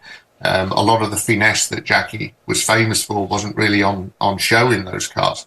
But he could. In the Can-Am Lolas, he could still demonstrate that, and he got powerful cars that were difficult to drive, but he could show his expertise, and he loved driving for Carl Haas. He really enjoyed the family atmosphere that Carl and Bernie Haas had in that team, that he said was very similar to the family atmosphere he had with Ken Tyrrell in the 1960s when he was racing Formula 2 matches for him. And then, actually had a great relationship with some of the great names of manufacturers in motorsports. I believe he drove some of the Brumos Porsche products, drove for Ferrari as well. He briefly drove the Brumos Porsche. He was a factory Porsche driver from 1976 onwards. And the legend has it that once you're a Porsche driver, you're always a Porsche driver. But he had a very good reputation and relationship with the head of engineering at Porsche, Dr. Helmut Falk. In fact, the Porsche 959 rally cars came about purely at Jackie's instigation. That Helmut Bott had been playing around with his own road-going car, and they kind of bolted the transmission and drivetrain off of the Audi Quattro onto the bottom of Bott's own 911. And Jackie basically said, this thing would be a good weapon to go and tackle the Paris-Dakar with. So he and Roland Kushmile went out and developed this thing, and eventually they developed it into a car that won the Paris-Dakar rally. Not with Ickx driving, he came second in it, but he'd already won it driving a Mercedes G-Wagon. But his relationship with Porsche was such that he could persuade them to do all sorts of oddball things. He actually persuaded them to marinize the engine out of the 928, the V8 turbo. So they ended up plugging that into Tullio Abate built offshore powerboats. So he did half a dozen races in the European Class 1 Offshore Powerboat Championship. Oh, wow. I didn't realize that. That's pretty wild. Sort of way off the table of what, people would normally know him for. And did he ever do Pikes Peak? No, not to my knowledge. I don't think he did Pikes Peak. He was a Ford man originally. He was very well associated with Ford back in the 60s. In fact, he had he was given the first Lotus Cortina that was ever imported into Europe, that he hill climbed very successfully in the from about 1963, 64, 65, 66. And he also had a Le Mans win in a Ford GT40, if I remember correctly. Absolutely right, 1969, famous win where he had a bit of a disagreement with Jackie Stewart over the way that the campaign to improve safety in Formula One was going on. Jackie Stewart was very militant about it in many ways, and successfully so.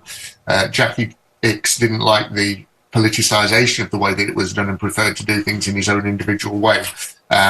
So whilst he didn't subscribe to some of the methods of the safety campaign for Formula One, he really disagreed with the Le Mans start, the traditional Le Mans start, where the driver would line up on one side of the road, run over to their cars, jump in and drive off, because quite often drivers were going off without seatbelts on and doors not shut properly and all sorts of problems like that. And the slowest runner was in the way. No, I'm just joking.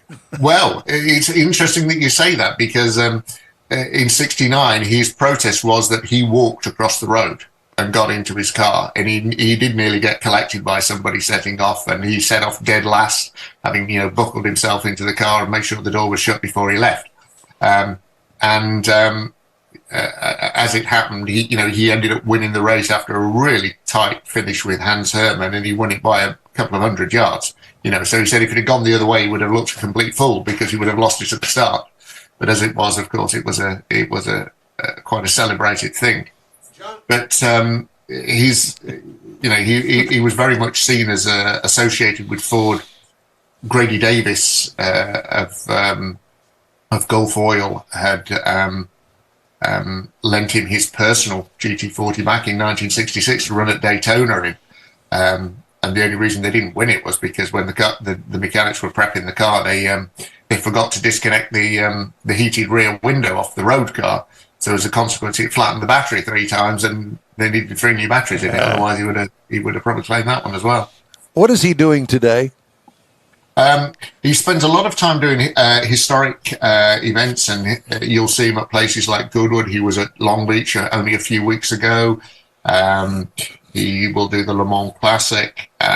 He does an awful lot of bits. I think I mentioned Mario Andretti earlier on, but Andretti's probably the only guy I've seen work a crowd or work the fans as well as Jackie. I mean, he's phenomenally good with them. He doesn't, where a lot of promoters will say, I want to, if you're going to do this event, I want you to sign for an hour. Jackie's very much of the opinion that, there could be a guy who's been queuing for 3 hours, or there might be a guy who's flown from Australia to see me. Who am I to walk away when I've done an hour? So I'll stay until the queue's gone. And there was an event at Nogaro last year which was over 2 days, and he was signing autographs for 7 hours over the 2 days. Oh, wow. There aren't many of the current crop who would do that. No, there's not. How much time did you spend with him personally? I did about 40 hours of Zoom calls with him and 3 face-to-face meetings that probably accounted for about another 6-8 hours of it. A fascinating man, a very philosophical man, and quite a deep-thinking man as well. But yeah, hugely invested in the people who made his career possible, the designers, the mechanics, the people who used to prepare and run the cars for him. And that's who he likes to talk about. In fact, we, as a consequence of that, I deliberately made a point of, when I was doing all the captions for the photos in the book, that if I've got a photo that's got several people in it, we'll name all the people in the photo. So, for example, there's a photo from Daytona in 1972 where the Ferrari crew are refueling the 312P, and we've named every single mechanic and the Firestone tyre technician and the guy standing on the pit wall as well. And Jackie absolutely loves that, because it reflects that it's not just him. He was insistent that because the foreword that he wrote for it, he was insistent that the foreword was called "We, Not Me."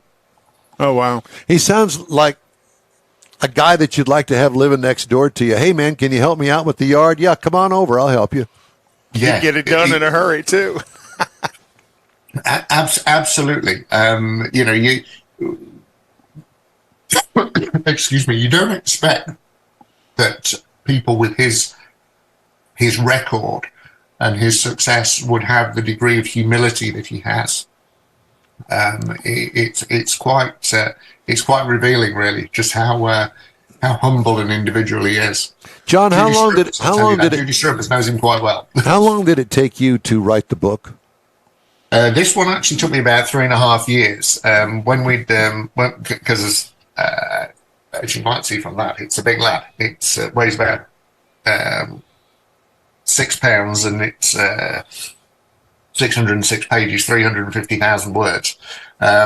It was only the pandemic really that allowed me to get it written that quickly. When we started work on it, I told the publisher it would take me 5 years, because the loud one took me 9, but I was doing that alongside doing a day job. And it was only the pandemic that stopped me going out in the evening that allowed me to get it written as quickly as I did, really. What is your full-time job? Until the end of this month, Don, I work in the finance industry. I work for a bank. I'm a healthcare lending specialist, so I lend people money to build medical centres and that kind of thing. I got you. But I retire at the end of the month, so after 41 years of doing that, so yeah. Are you going to pursue a bit more on this? Where did you learn to write at your level? I mean, my gosh. Did you go to school to learn to write? It's weird. I had my A levels that I was doing when I was 16, 18. I did English language and literature but that was the last time I studied anything like that. But my jobs involved writing a lot of reports, and I've always enjoyed writing, and I'm a bit of a sort of pernickety person when it comes to grammar and everything, and I spot things when they're not, it leaps out off the page at you when you read something wrong in the press. But it's something that I enjoy. The writing is actually quite easy. The research is what's difficult, and it's the difficult bits that's the fun, really. But yeah, writing 1,000 or so words a night is not too much of a challenge when you get your research right. Yeah, yeah. So you said he goes to Goodwood. Is he still not competitively driving, but still driving at speed at some of these events? Yeah, he will. He'll demonstrate things at pretty much not at full racing speed, but cracking on for that way. And he'll drive all of the machinery that he was driving in period.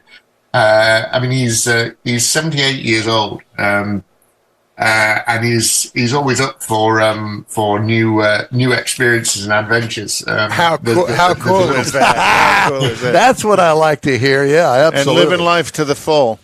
There's a photo in the back of the book where it talks about his sort of life outside the cockpit. And a couple of years ago, he befriended a fellow called Thomas Buppendorfer, who is he's a free climber. These guys who climb rock faces without any equipment and, one finger holds and that sort of thing. And Bupendorfer asked him if he'd ever done any climbing, and Jackie said, no, I haven't. And, well, would you like to have a go? Yeah, we'll give it a go. So Bupendorfer climbed a rock face called the Tête de Chien, which is the big open mountain that's behind Monte Carlo. And I've got a photo that's taken by Bupendorfer from the top of it, looking back down the slope, and there's Jackie 3/4 of the way up it on the end of the one rope that Bupendorfer's dragged up behind him.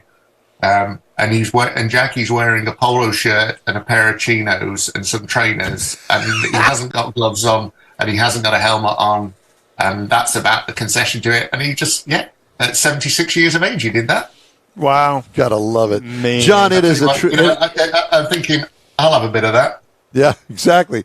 If we could only be so lucky. John, it's great to talk to you, and thank you so much for joining us today. It's been a real pleasure, and we wish you the best of successes with your book, Jackie Ickx, his authorized competition history.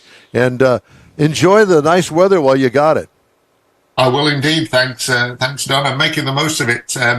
If anybody's interested in looking up the book, they'll find it online pretty much by typing in what you've just said, or they can have a look at the publisher's site, which is Evro Publishing.com. Beautiful. Perfect. John, thanks again. Best of luck, and have a great day. And yourself. Thanks for having me on, gentlemen. It's been a delight speaking to you. Thank you.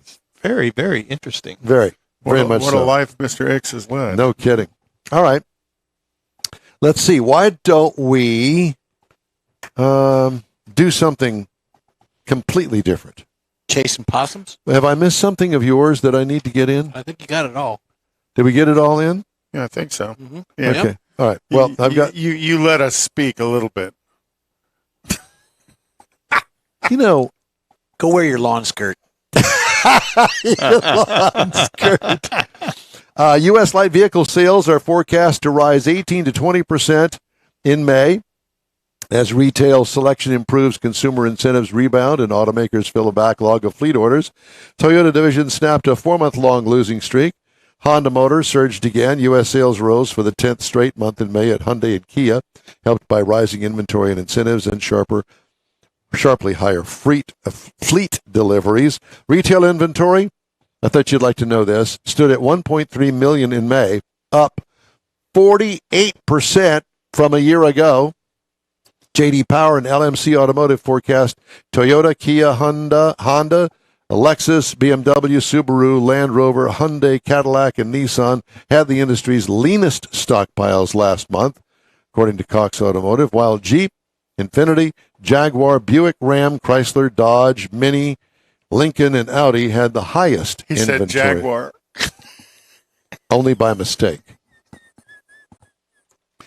The software fixes that Kia and Hyundai are distributing to help stop a nationwide crime fad and hot wiring their older vehicles may need fixes of their own. Both auto companies have notified their dealers that the software solutions are not working perfectly. According to a service bulletin sent from Kia to its dealers in February, the company identified a compatibility issue involving vehicles equipped with remote start accessories. Another bulletin issued last week said the problem has not been remedied. A spokesperson for Kia confirmed that the issue persists, but the company expects to release a new version of the software update this month that's compatible with the subset of vehicles equipped with remote start. So get your free Kia while you can. Either that or get yourself a different kind of a locking system so it doesn't get a club or something. Do something. Thought this was interesting. The nation's top auto safety regulator is failing to complete defect investigations and upload related documents in a timely manner, potentially limiting its ability to address rapidly evolving and severe risks to motorists, a government audit found. In a report released Wednesday by the U.S. Department of Transportation Office of Inspector General, that sounds really official, auditors reviewed a sample of investigations conducted in 2018, 19, and 21 to determine whether the agency had adequate tools, processes, and resources to probe identity safety defects. The audit was conducted between May and March. Despite efforts to restructure its office, modernize its data systems, and enhance its investigative processes, NHTSA's Office of Defects Investigation does not meet its internal deadlines for investigations and relies on legacy information systems that impede its ability to conduct defect analysis, according to the report. In other words, whatever they recalled, it's taken them like 5 years to recall it when it should have taken them a few months. Yep. Morons. It's the government. You got to remember that's the Mayor Pete, Department of Transportation. The Mayor Pete boot Yeah, butt that guy. gig. Yeah, that guy. The record-setting penalties for Stellantis, $235 million for 2018 and 19, $128 million for GM. It's all about them paying millions of dollars in U.S. fuel economy penalties. Thought I'd to the government, who's only going to waste it anyhow. Or either that, or just take it, put it in their pockets, and don't do things like recalls. Yeah, you said it. What are you trying to say? They suck. How's that? Automotive industry's new normal might be characterized by lower inventory levels before the pandemic, as well as more of an emphasis on pre-selling and secure supply chains, according to a company called Cloud Theory. Both inventory and sales initially plummeted when the pandemic began, but when sales recovered and even surpassed pre-pandemic levels in the ensuing months, inventory continued to drop, falling below 1 million by the fall of 21. Inventories climbed back toward 2 million in the last quarter of 22 and the first quarter of this year. But Rick Weinschel, Cloud Theory's head of data and science analytics, does not expect the industry to get back to pre-COVID inventory levels of 3 to 3.5 million. I had no clue that that's what was sitting on lots before the pandemic hit. Didn't know. That's way too many. You go to some of the dealerships around here, they'd have 800 to 1,000 vehicles on the ground. I'm not surprised. Yeah. Now they have 500, and 495 of them are white. What is the deal with white trucks? That's, you go past some of these dealerships, and it's just acres of white trucks.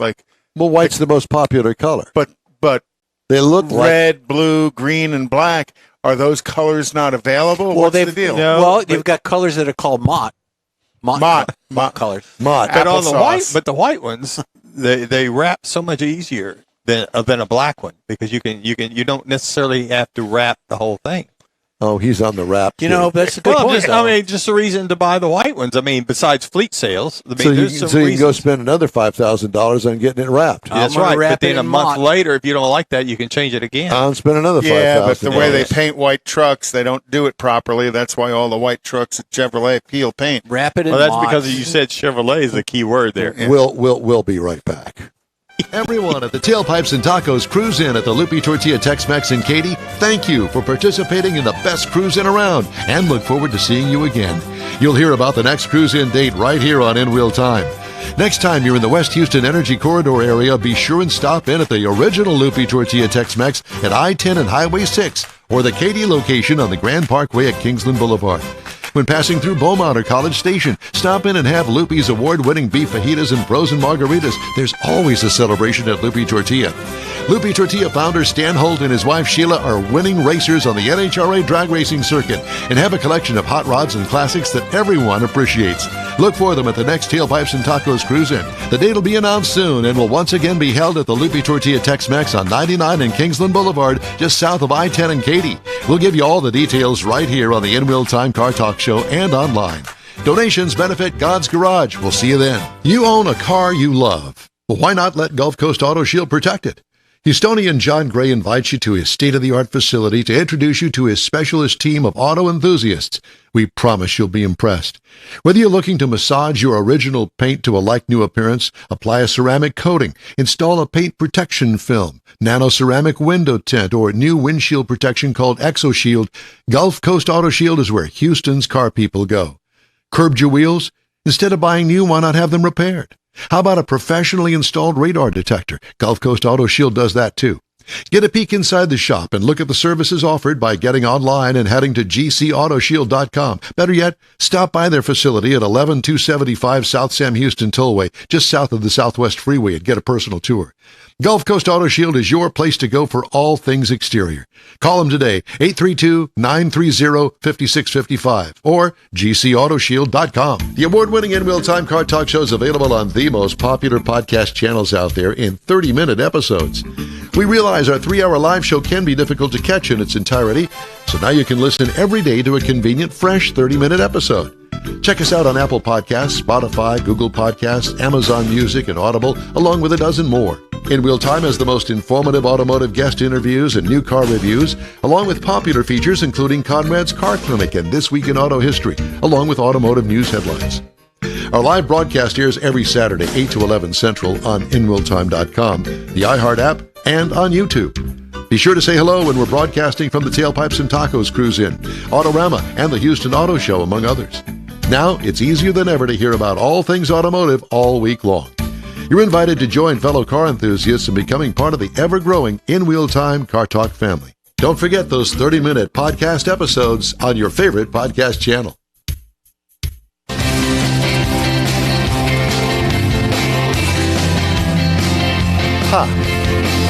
Well, apparently I've mistimed everything and running a little bit behind today. Uh-oh. So sue me, okay? That's a wrap for this week's In-Wheel Time Car Talk Show. When you're online, check out our Facebook page, give us a like, tell your friends about us, and share our junk if you would, please. You'll get Conrad's Unicorn hunting features along with all things automotive all week long. Our chief engineer is David Ainsley. He'll be with us next week. Our marketing advertising advisor and video technical director is We Need More Jeff Zekin. The booking agent and podcast philanderer, Mike Mars. And along with Mr. Know-It-All, his royalty king Conrad DeLong, I'm Don Armstrong. Next week, live from the Lone Star Street Rod Association annual event in Granbury, Texas, Saturday, June 10th, on all of our In-Wheel Time Car Talk outlets, right here on the Smoke and Mirrors Network, possums included, 8 to 11 a.m. Central. Have a great weekend, and so long for now, everybody.